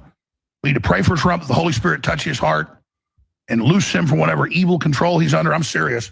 And I think that's the answer. We need to pray for President Trump. We need to pray for other people to be awakened. We need to pray for justice. Okay. Ankles swell up 3 times the size they were before. I mean, I don't know what his ankles had to do with anything, but that's the nature of what we're dealing with. A lot of people are saying that Alex Jones has lost his cotton-picking mind. All right. Very good. Thank you guys for all the comments today. We've had thousands and thousands of comments. We had amazing people. We have people here that are Republican. We have people here that are Democrat. We have independents such as myself. And it doesn't really matter what you identify with. You could identify as a mushroom. We only ask that you show respect for other people as we try to have a meeting of the minds. You know, basically, we could sit down with anyone and poll you in regards to what you believe about macaroni and cheese, and everybody would come up with their own phenomenon. They'd have their own expression about it, right? We're just asking that we have a place here watching the world 777. Shout out to Gerald Benjamin. I see those 777s. Independent too. Okay, thank you very much. But anyway, we just ask that we continue to have a meeting of the minds and try to get along as much as possible as we look at the current affairs of today, such as the war, because it's affecting each and every one of us. And not only that, a lot of us are on our way out, where each day we're getting older and older, but the next generation is coming in. And those are the individuals that we're trying to leave a better world for. We see Orange says, we boomers built this country. Okay, I can understand. Sopa says, no mac and cheese talk. All right, I get it. JCat says, MAGA don't have brains. Okay. All right. So I want to thank you guys for being here today. We'll be back on Friday. News at noon. Tonight we'll be back on at 8 p.m. with Candace Kelly. She's a law professor. We're going to be talking about these subject matters at a high level. Tomorrow, I'll be in court with Sean Diddy Combs. He's appealing his trial. So if you're interested in finding out what's happening to him, you could tune in. I will be covering it. Life says the Cowboys suck. All right. I get it. Lisa says, bring Nancy Guthrie home. I get that too. Everybody wants to know what's happening with Nancy. We thank you today for all of your expressions and for everybody trying to get along as much as possible. And we'll see you back tonight at 8 p.m. Until then, be safe, be well. And somebody says, free Diddy. All right, I get it. Have a good day, folks. Enjoy yourself. Different voices, but the same song. Living a world where we all belong. Kindness leading the way, breaking the chains. In the symphony of love, the thing remains. Embracing diversity, brighter days inside. Watching the world sharing love and light. Hearts beating as one in our peaceful flight. Colors of harmony, painting the night. United we stand in love's pure might.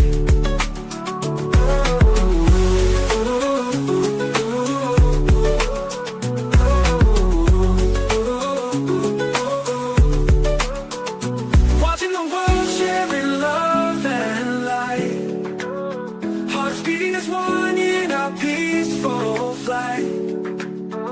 The colors of harmony, painting the night. United we stand in love's pure might.